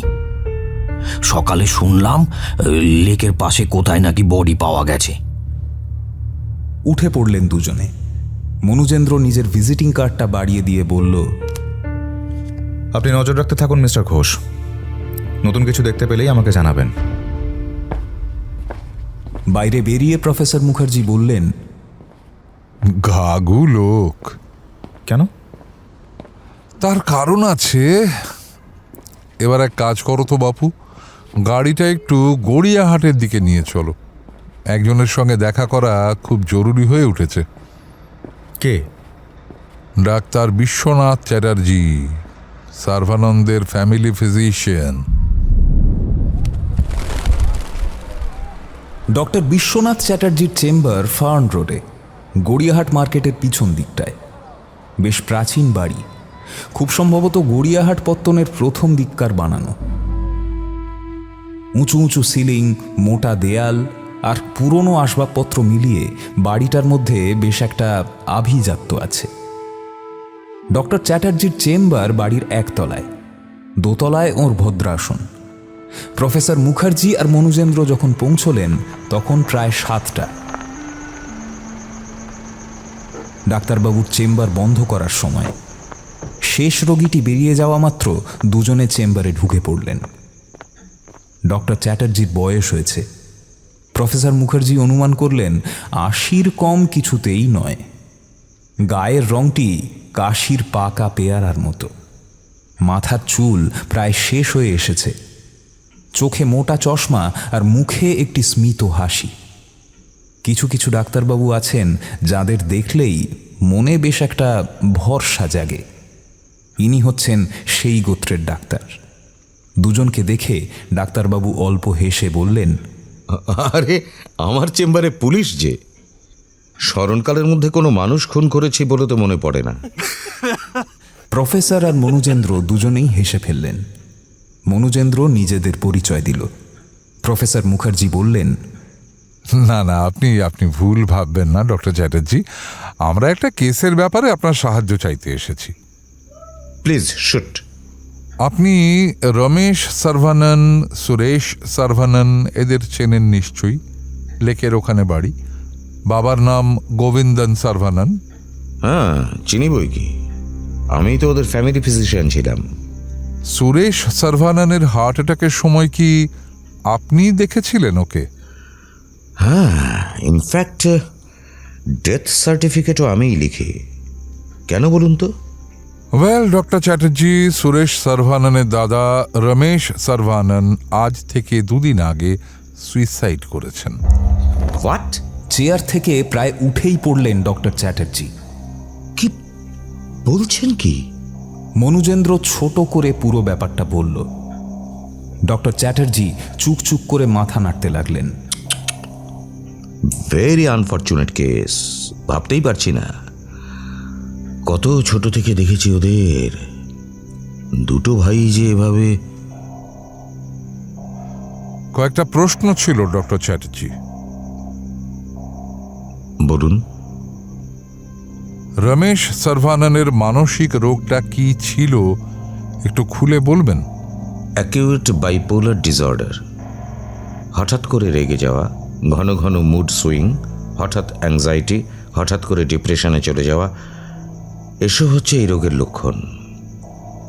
Ramesh was a very difficult child to handle, very talented but a problem child. বহু কষ্টে বিভিন্ন ওষুধ দিয়ে থেরাপির মাধ্যমে ওকে আমি খানিকটা সুস্থ করে তুলি, তবে জানতাম এ সাময়িক। তাই একটু বড় হওয়ার পর আমি ওর মা বাবাকে বলি কোনো স্পেশালিস্ট সাইকিয়াট্রিস্টে দেখাতে। I see. আর সুরেশ সার্ভানন মারা গেলেন কি করে? কার্ডিয়াক অ্যারেস্ট, রাত 1টা নাগাদ বুকে পেইন ওঠে।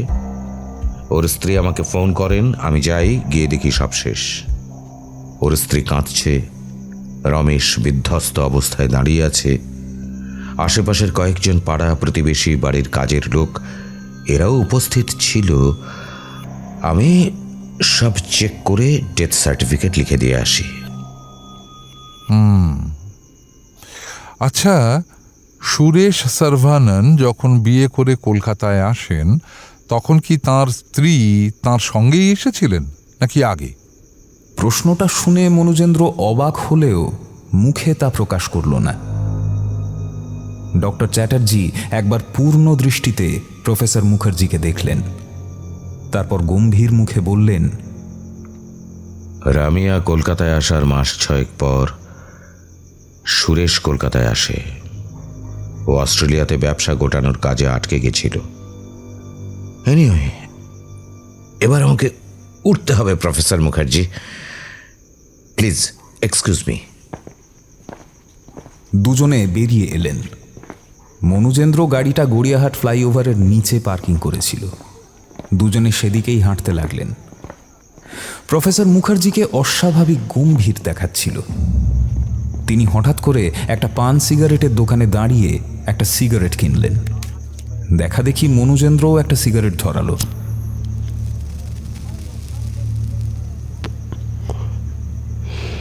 জিজ্ঞেস করলো, কি ব্যাপার প্রফেসর মুখার্জি, এরকম চিন্তিত কেন দেখাচ্ছে আপনাকে? সুরেশ সার্ভাননের ডেথ সার্টিফিকেটটা চাই মনু। সে কি, আপনি হঠাৎ সুরেশ সার্ভাননের হার্ট অ্যাটাক নিয়ে পড়লেন কেন? কারণ আছে মনু। না, সে তো আছেই, নইলে আর চাইবেনই বা কেন? বাই দ্য ওয়ে, সুরেশ সার্ভানন যে রামিয়ার পর কলকাতায় আসেন সেটা আপনি ম্যাজিকের মতো আন্দাজ করলেন কি করে? অনুপম ঘোষ অতি ধুরন্ধর চিজ হে। কথার পেঁচে কি করে ইনফরমেশন দিতে হয় ভালোই জানেন। ওর কথাটা মনে করে দেখো, একদম সাজোয়ান ছেলে অস্ট্রেলিয়া থেকে এলো বউয়ের সঙ্গে সংসার করবে বলে ... মানে বউ আগেই এসছিল, সাজোয়ান ছেলে পরে এসেছে। একসঙ্গে এলে বলতেন একদম সাজোয়ান ছেলে অস্ট্রেলিয়া থেকে বউয়ের সঙ্গে এলো সংসার করবে বলে। বুঝেছ? মনুজেন্দ্র নিচু হয়ে একটা বাও করল। প্রফেসর মুখার্জি সেটা দেখেও দেখলেন না। বললেন, শঙ্কর সাধুকে জিজ্ঞেস করে কতগুলো ডেট আমাকে জানাও। 1, বিয়ের পর রামিয়া কবে কলকাতায় আসেন? 2, সুরেশ সার্ভানন কবে আসেন? 3, সুরেশ সার্ভাননের হার্ট অ্যাটাক কবে হয়? সে তো এক্ষুনি জিজ্ঞেস করতে পারে। মোবাইলটা বার করে শঙ্কর সাধুকে কল করলো মনুজেন্দ্র। কিছুক্ষণ পর ফোন রেখে বলল, 2010 সালের জুন মাস নাগাদ রামিয়া কলকাতায় আসেন। সুরেশ আসেন ডিসেম্বরের প্রথম দিকে। ডিসেম্বরের সেকেন্ড উইকে সুরেশ হার্ট অ্যাটাকে মারা যান। এক্স্যাক্ট ডেট জানতে হবে মনু। এদের আসার এক্স্যাক্ট ডেট জানো? But why sir? আমি আমি একটা খুব খুব আষ্টে গন্ধ পাচ্ছি মনু, সেটার ব্যাপারে নিঃসন্দেহ হতে চাই। এবার ঝট করে গাড়িটা তোমাদের অফিসের দিকে চালাও তো বাপু। তোমাদের সাইবার বাবু আবার আমার অপেক্ষায় বসে আছেন। ও বাই দেবে, আরেকটা খবর নাও তো মনু, রমেশ সার্ভানানের মৃত্যুর খবর শুনে রামিয়া যে ফ্লাইটে কলকাতায় আসেন, সেই ফ্লাইটে আমাদের চেনা জানা কেউ আছে কিনা? সিআইডির সাইবার বাবু সৌরভ মিত্র কিন্তু কোনো আশার কথা শোনাতে পারলেন না অধ্যাপক মশাইকে। সিআইডির সাইবার বিশেষজ্ঞরা আগেই রমেশ সার্ভানানের সমস্ত ডিজিটাল কমিউনিকেশন চেক করে দেখেছেন, কিন্তু কোনো রকম থ্রেট, স্ক্যাম, স্ক্যান্ডাল বা অন্য কোনো রকম সাসপিশিয়াস অ্যাক্টিভিটির কোনো চিহ্নই নেই। বিজ্ঞানী প্রবরের সমস্ত online and offline footprint clean and clear. দৃশ্যতই হতাশ হলেন প্রফেসর মুখার্জি। উনি ভেবেছিলেন সেই রাতে এমন কিছু ঘটেছিল যা রমেশবাবুকে বাধ্য করেছিল আত্মহত্যার পথ বেছে নিতে। ব্ল্যাকমেইল, হানি ট্র্যাপ, অনেক কিছুই হতে পারে, কিন্তু এখানে তো তেমন কিছু ট্রেস পাওয়া যাচ্ছে না। রমেশ সার্ভানান মারা যাওয়ার আগের শেষ 3 দিনের কল লিস্টটাও দেখছিলেন প্রফেসর মুখার্জি। বেশ কিছু বিদেশি ফোনে কল করেছিলেন রমেশ। প্রফেসর মুখার্জি জিজ্ঞেস করলেন, এই বিদেশি নম্বরগুলো কাদের খোঁজ নেওয়া হয়েছে? ইয়েস স্যার, সবই দেশ বিদেশের বিভিন্ন ইউনিভার্সিটির আর রিসার্চারদের ফোন নাম্বার। কিছু আছে দেশ বিদেশে ছড়িয়ে থাকা বিভিন্ন আত্মীয় স্বজনদের। মারা যাওয়ার আগের দিন রামিয়ার সঙ্গে 4 বার কথা হয়েছিল রমেশের।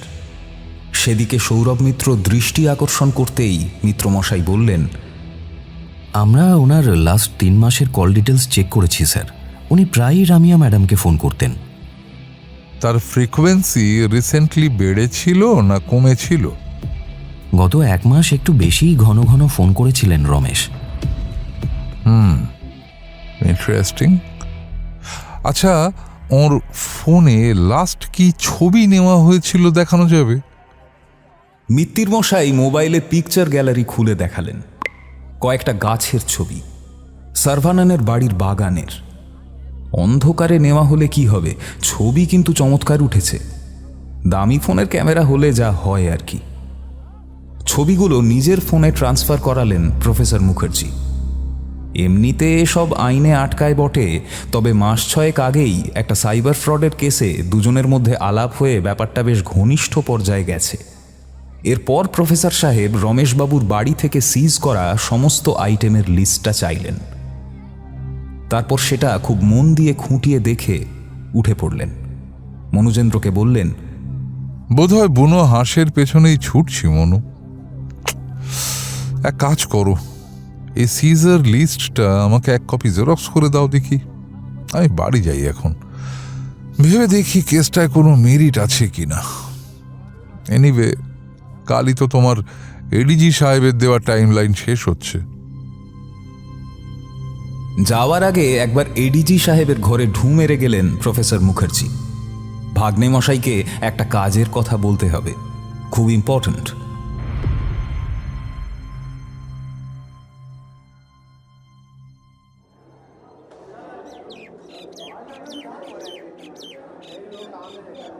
পরের দিন সকালে কলেজে গেলেন প্রফেসর মুখার্জি। আজ বেশ কয়েকটা ইম্পর্ট্যান্ট ক্লাস নিতে হবে, কিন্তু সারা দিন মন পড়ে আছে কেসের দিকে। মনুজেন্দ্রর ফোন এলো দুপুর নাগাদ। ডিটেলস সব পেয়ে গেছি স্যার, বলবো? নেকি ওর পুছপুছ? সুরেশ আর রামিয়ার বিয়ে হয় 2010 সালের 21শে মে। রমেশ উপস্থিত ছিলেন, তাছাড়া ইন্ডিয়ান অ্যাম্বাসির অনেক ডিগনেটারিজরাও উপস্থিত ছিলেন। রামিয়া কলকাতায় আসেন 1 জুন, সঙ্গে রমেশ সার্ভানান, তিনি তখন কলকাতায় পোস্টেড। সুরেশ সার্ভানান আসেন 28শে নভেম্বর, আর 10ই ডিসেম্বর সুরেশ সার্ভানান হার্ট অ্যাটাকে মারা যান। এক্সেলেন্ট মনু। এবার তুমি ওই 2010 সালের নভেম্বর ডিসেম্বরে সুরেশ সার্ভানান কোনো হসপিটাল বা নার্সিংহোমে ভর্তি হয়েছিলেন কিনা খোঁজ নাও তো। কেন, এখানে আবার হসপিটাল কোত্থেকে এলো? সুরেশ সার্ভানানের আগে থাকতে কোনো হার্টের রোগ ছিল কি না বা তার আগে অসুস্থ হয়েছিলেন কিনা জানতে চাই। সে তো ডক্টর চ্যাটার্জিকে জিজ্ঞাসা করলেই হয়। না হে, আমার অনুমান যদি ঠিক হয় তাহলে উনি এই বিষয়ে আর মুখ খুলবেন না। তুমি খোঁজটা নাও না বাপু। Okay sir. ফোন রাখতে না রাখতেই আবার ফোন। হ্যালো, খবর আছে বাবু। বলুন ভাগ্নে বাবু। কয়েকটা ছোট খবর, কয়েকটা বড়, কোনটা আগে দেবো? আগে ছোটগুলো দিন। শঙ্কর সাধুর সঙ্গে ছেলের তুমুল ঝামেলা চলছে, কি নিয়ে এখনো ঠিক বোঝা যাচ্ছে না। বটে। আর সেই ছেলে আর রমেশ সারভানানের মধ্যে মারা যাওয়ার আগে বেশ কিছু কথাবার্তা হয়। তার ট্রান্সক্রিপ্ট এখনো পাইনি, তবে খুব প্লিজেন্ট কথা হয়েছিল বলে কিন্তু আমার মনে হয় না। আর কোনো খবর? রামিয়া কি আপনাকে মুরুগান বলে কারোর কথা বলেছে? হ্যাঁ, সে নাকি ওদের অস্ট্রেলিয়ার বিজনেস সামলায়, কলকাতার ছেলে। এইবার রমেশের সুইসাইডের খবর শুনে যে ফ্লাইটে রামিয়া এসেছে, সেই একই ফ্লাইটে মুরুগানও এসেছে। My goodness, it's a big news ভাগ্নে বাবু। অবশ্যই আমাদের টিম মুরুগানকে ট্র্যাক করার চেষ্টা করছে। আপনার তরফ থেকে আর কোনো নির্দেশ মহাবাবু? অবশ্যই। We need to meet this Murugan fellow as soon as possible. একটা কাজ করে দিতে পারবে স্যার? ইয়েস মামা স্যার, বলুন। এই মুরুগান ছোকরা কি করে অস্ট্রেলিয়াতে, কোথায় থাকে, বাড়িতে কে কে আছে, সব ডিটেলস চাই। রমেশ সারভানন্দ দেশের সেরা বিজ্ঞানী ছিলেন, তাঁর মৃত্যু রহস্যের ব্যাপারে গভর্নমেন্ট অফ ইন্ডিয়া নিশ্চয়ই এটুকু করবে। সার্টেনলি মহাবাবু স্যার। প্রফেসর মুখার্জি আবার ক্লাস নিতে ঢুকে গেলেন। সামনে সেমিস্টার এক্সাম, যে করেই হোক সিলেবাস শেষ করতে হবে। পরের ফোন এলো বিকেল শেষ হওয়ার মুখে। ফোন তুলতেই মনুজেন্দ্র উত্তেজিত স্বরে বলল, একটা দুরন্ত খবর পেয়েছি স্যার। বলো। আপনার আদেশ মতো তো সুরেশ সারভানান ওই সময় কোনো হসপিটাল বা নার্সিংহোমে ভর্তি হয়েছিলেন কিনা সেটার খোঁজ করছিলাম। বাট না, সুরেশ সারভানান নামের কেউ কোনো হাসপাতালে বা নার্সিংহোমে সেই সময় ভর্তি হননি।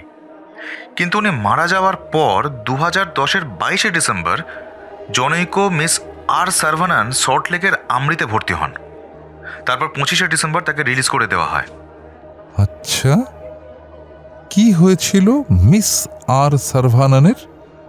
Termination of premature pregnancy. What?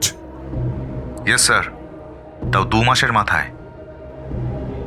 My goodness, কি বলছো কি মনুজেন্দ্র?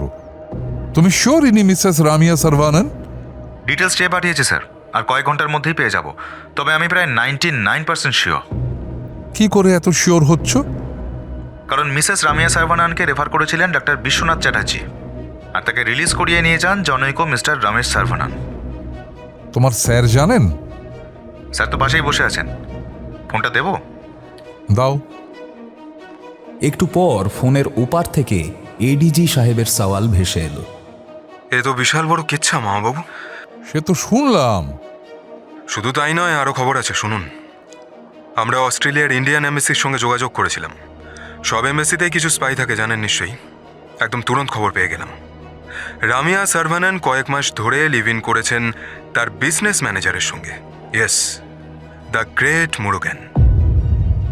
মাই গুডনেস, এ তো কেঁচো খুঁড়তে কেউটে নয়, একেবারে কিং কোবরা বেরোচ্ছে ভাগ্নে বাবু।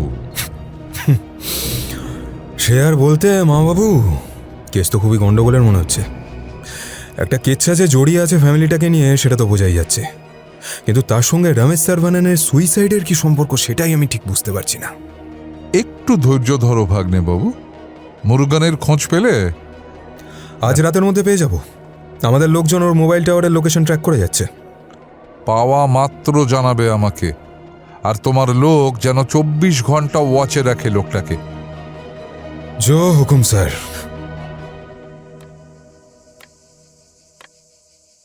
বাড়ি ফিরতে ফিরতে প্রায় সন্ধে হয়ে গেল প্রফেসর মুখার্জির। সারাটা রাস্তা তিনি ভাবতে ভাবতে এসেছেন। কোথাও কিছু একটা গণ্ডগোলের ইঙ্গিত তিনি পাচ্ছেন, কিন্তু কিছুতেই সেটা স্পষ্ট হয়ে সামনে আসছে না। স্নান সেরে নিজের স্টাডিতে এসে বসলেন প্রফেসর মুখার্জি। নিজের কাবার্ড থেকে পছন্দের শিভাস রিগালের বোতলটা বার করলেন প্রফেসর মুখার্জি। একটা লার্জ পেগ ঢাললেন গ্লাসে, 2 টুকরো আইস কিউব দিলেন, তারপর একটা গোল্ড ফ্লেক কিং সাইজ ধরিয়ে চোখ দুটো বন্ধ করে নিজের ভাবনার গভীরে ডুবে গেলেন। মাথার মধ্যে অনেকগুলো চিন্তার ঢেউ খেলে যাচ্ছিল। প্রফেসর মুখার্জি একটা চাইকভস্কির কম্পোজিশন চালিয়ে দিলেন।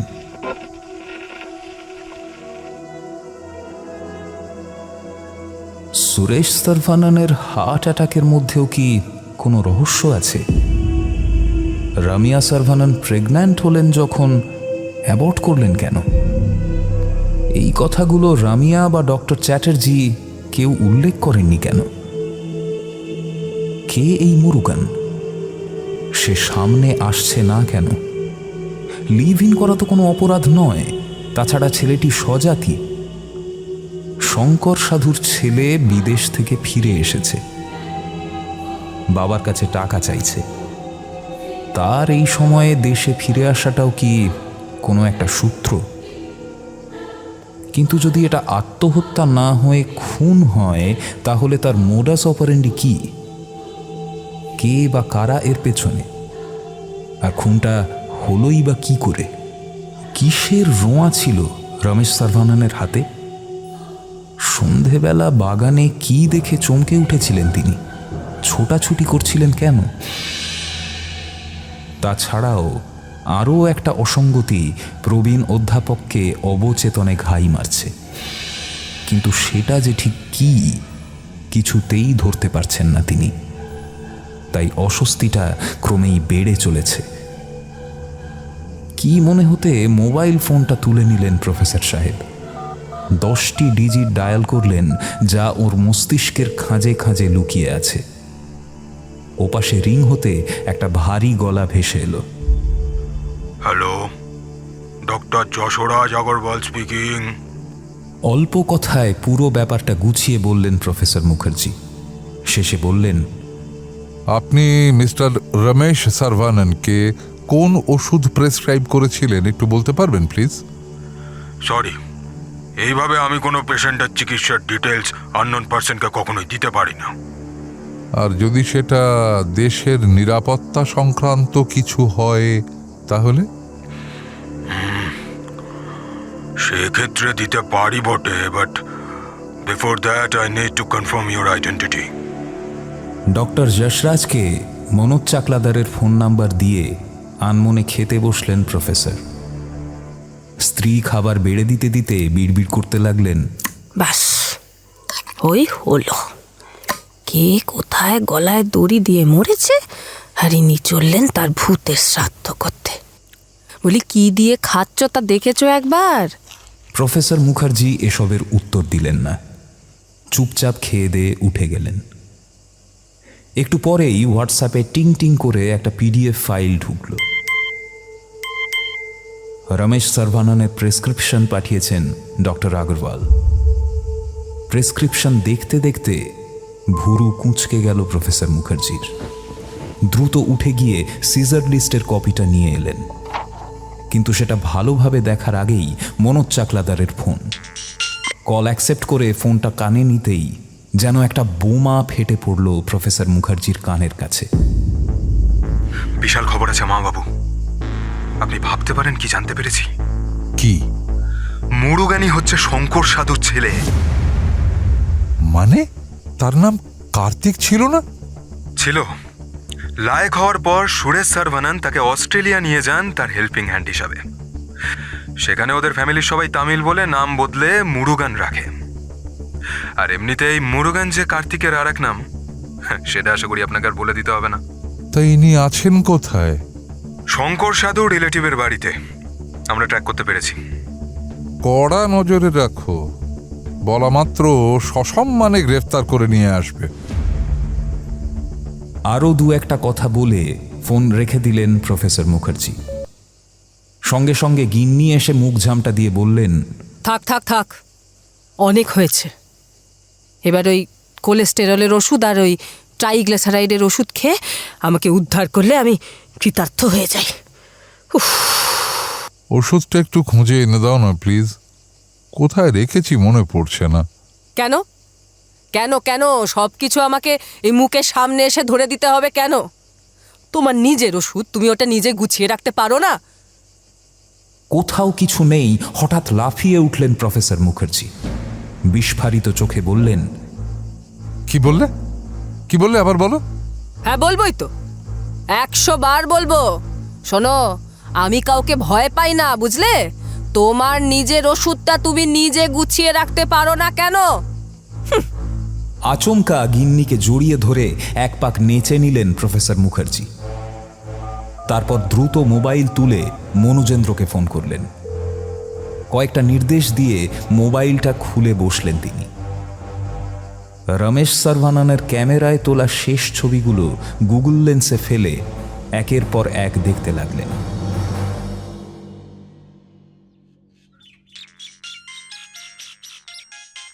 সকাল সকাল ঘুম ভাঙল মনোজেন্দ্রর ফোনে।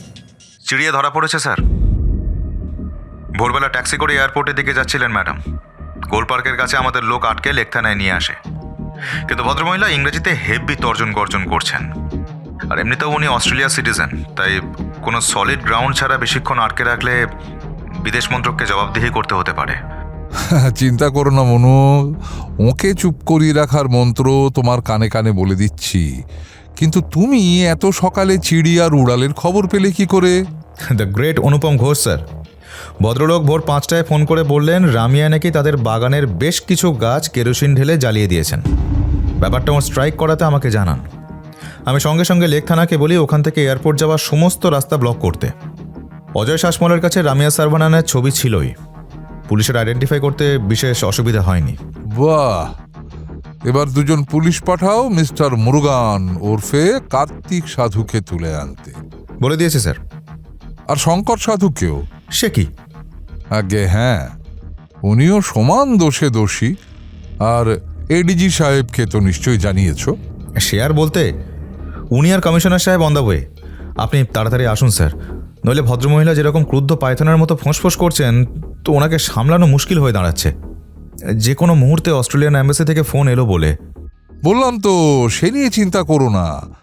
রামিয়া ম্যাডামের কানে আমার দেওয়া গুরুমন্ত্রটি একবার উচ্চারণ করো, দেখবে ক্রুব্ধ পাইথন কেমন নিরীহ কেন্নর মতো গুটিয়ে গেছে। কি মন্ত্র স্যার? গিম্পি গিম্পি। হ্যাঁ,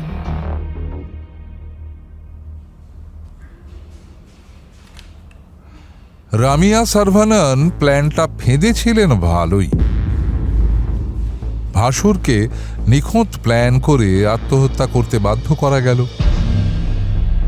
অথচ ঘটনাটা যখন ঘটল তখন তিনি অস্ট্রেলিয়াতে বসে, কারো সন্দেহ করার প্রশ্নই ওঠে না। তার থেকেও বড় কথা হচ্ছে, যদি এটা খুনই হবে তাহলে তার মোটিভ কি? আলাপ জমেছিল কমিশনার সাহেবের চেম্বারে। উপস্থিত ছিলেন মনোজ চাকলাদার, মনুজেন্দ্র, অজয় শাসমল আর কয়েকজন সিনিয়র অফিসার। আসরের মধ্যমণি একজনই, দ্য গ্রেট চিন্তাহরণ মুখার্জি। এখন আমরা মোটিভটা জানি, অন্তত আন্দাজ করতে পারি যে কোন ঘটনা থেকে এর শুরু আর পুরো ব্যাপারটা কিভাবে এগিয়েছে। বলা বাহুল্য, এসব আমার যুক্তিসঙ্গত অনুমান ঠিক কিনা সে তদন্ত করার পরেই জানা যাবে।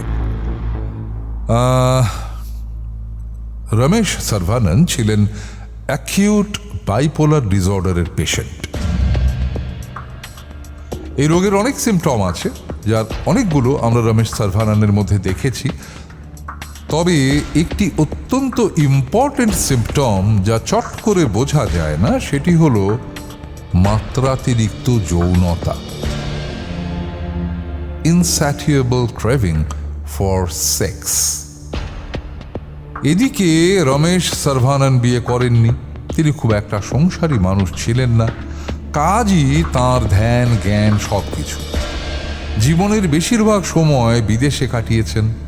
সেখানে সেক্স ব্যাপারটা দেশের মতো ট্যাবু নয়, তাই হয়তো পার্মানেন্ট সঙ্গিনীর অভাব বোধ করেননি।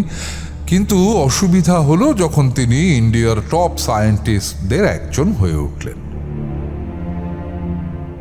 তখন তার সেক্সুয়াল এনকাউন্টারের উপর রাষ্ট্রের বিধিনিষেধ চাপল, কারণ সেই রন্ধ্রপথে হানি ট্র্যাপের কালনাগিনী প্রবেশ করতে পারে।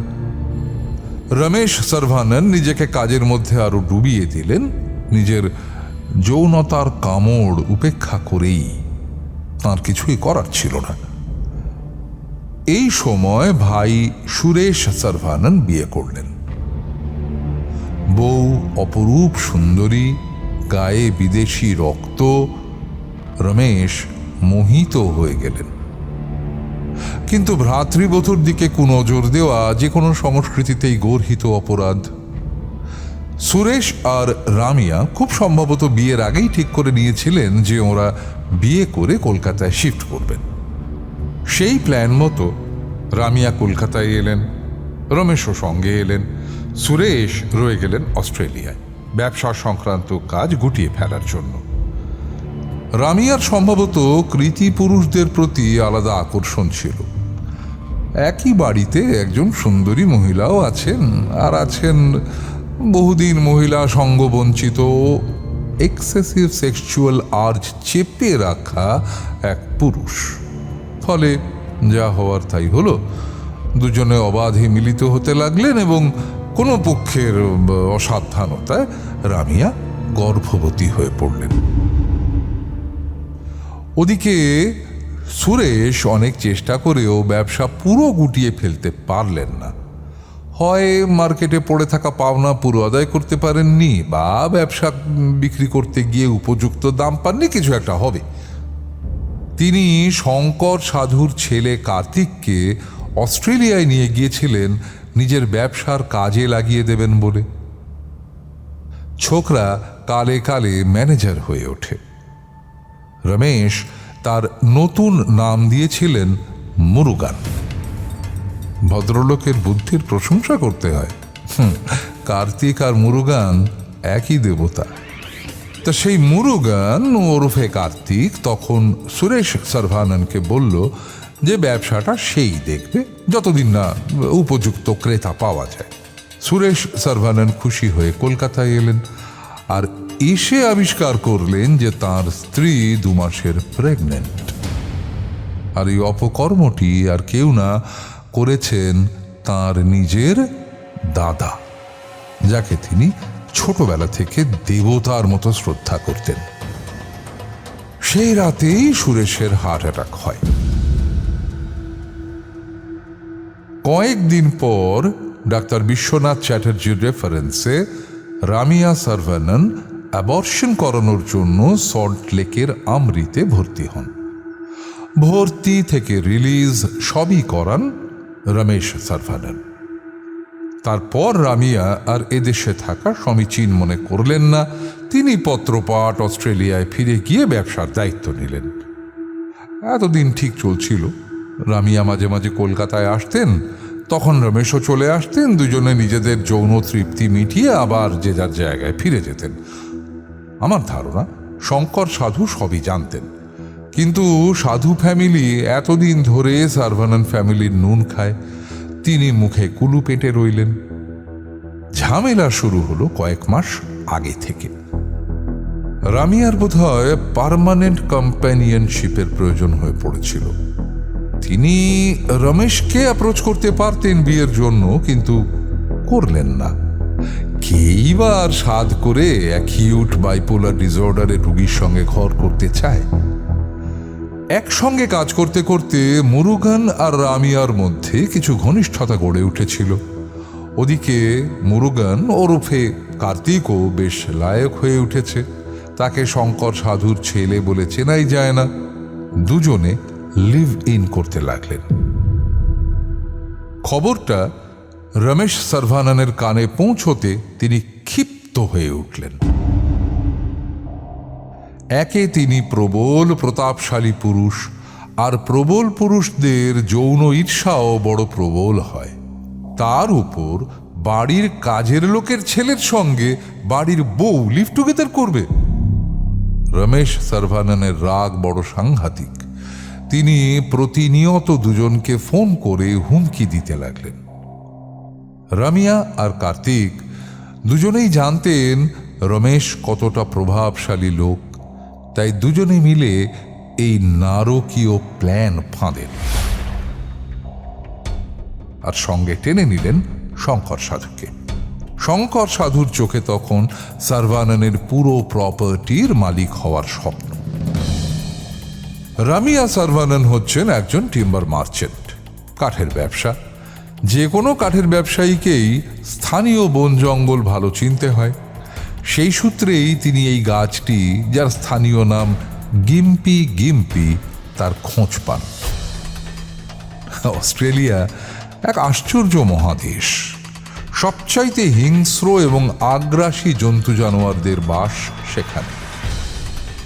সে সবচাইতে বিষধর সাপ ইনল্যান্ড তাইপানি হোক বা ডিঙ্গো নামের হিংস্রতম কুকুর, এছাড়াও এমন অনেক অদ্ভুত প্রাণী আছে দেখে মনে হয় অন্য গ্রহের জীব।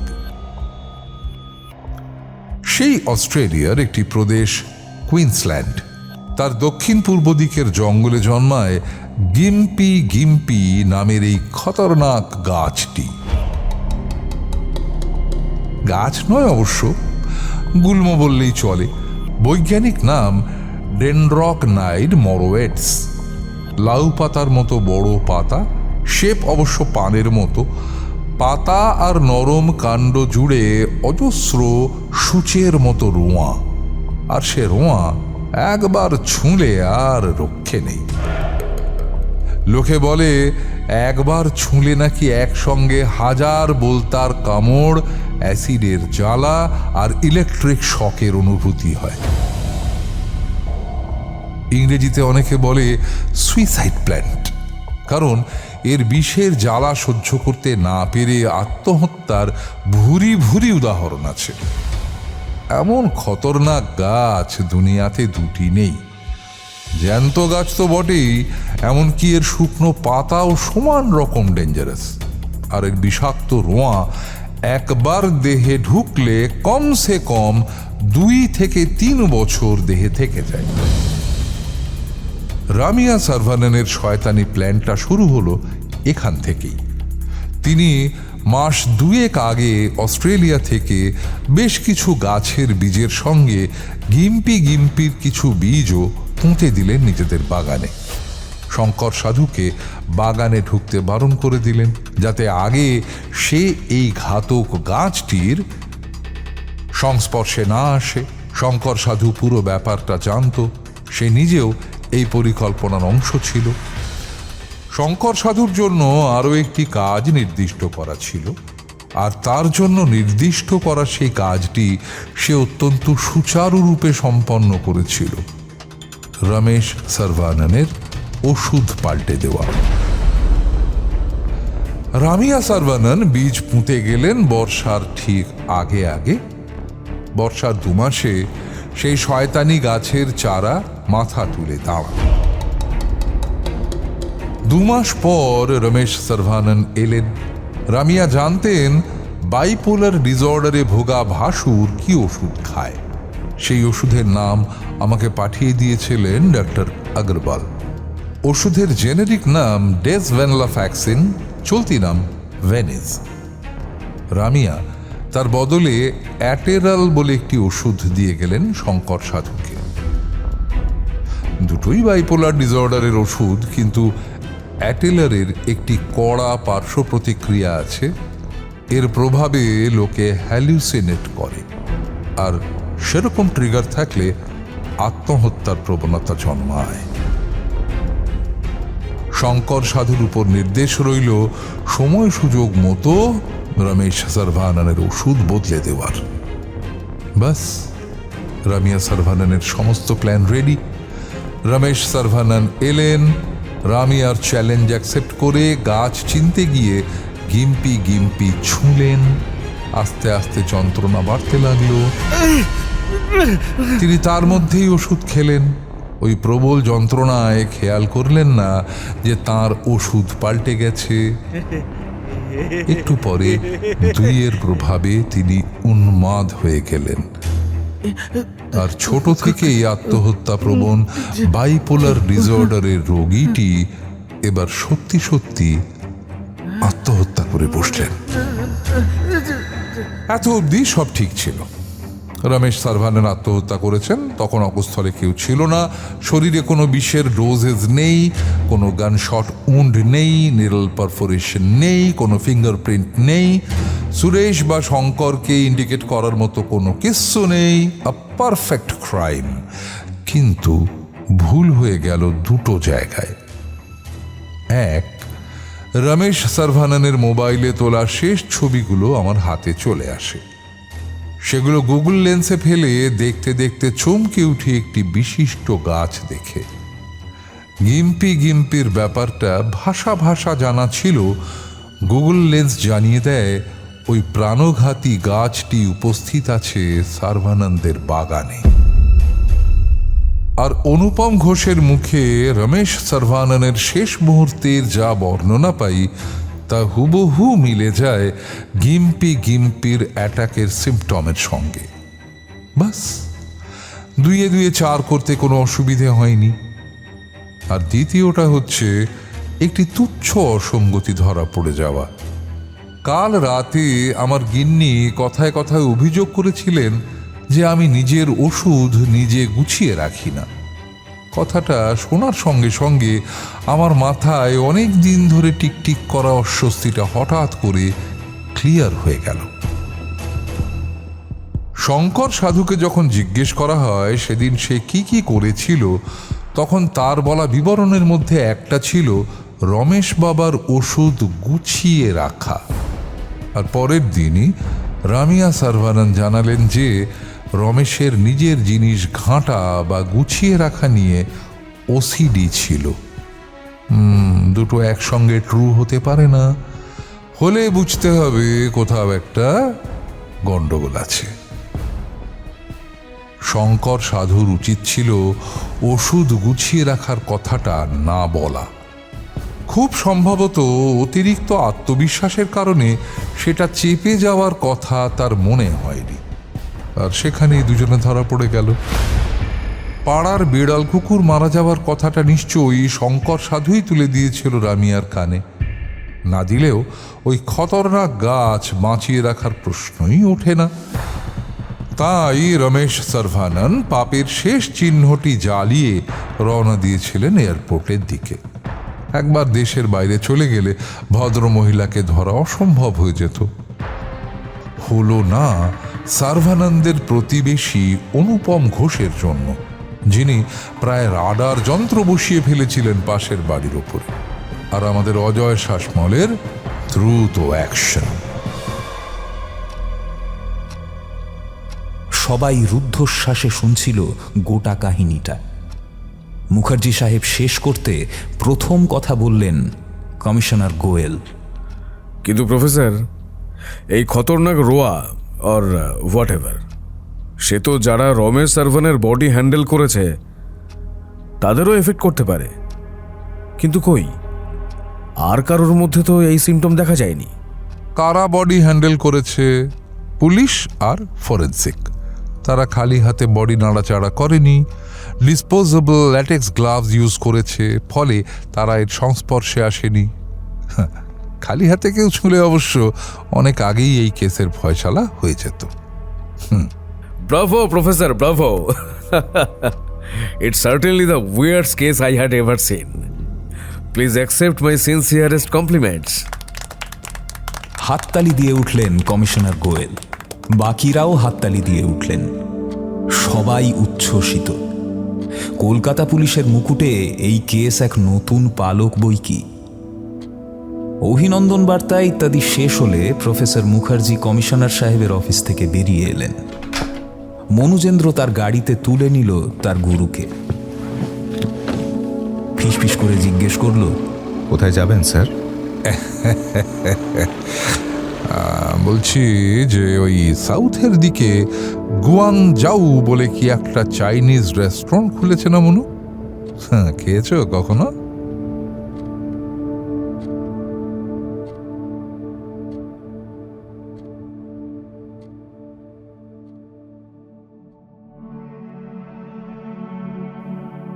দ্য স্টোরি হল্টে আজ আপনারা শুনলেন লেখক অভিক সরকারের কলমে প্রফেসর চিন্তাহরণ সিরিজের গল্প আত্মহত্যার অন্দরমহল। আরও নতুন নতুন গল্প শোনার জন্য সাবস্ক্রাইব করুন আমাদের চ্যানেল দ্য স্টোরি হল্ট। ভালো থাকবেন।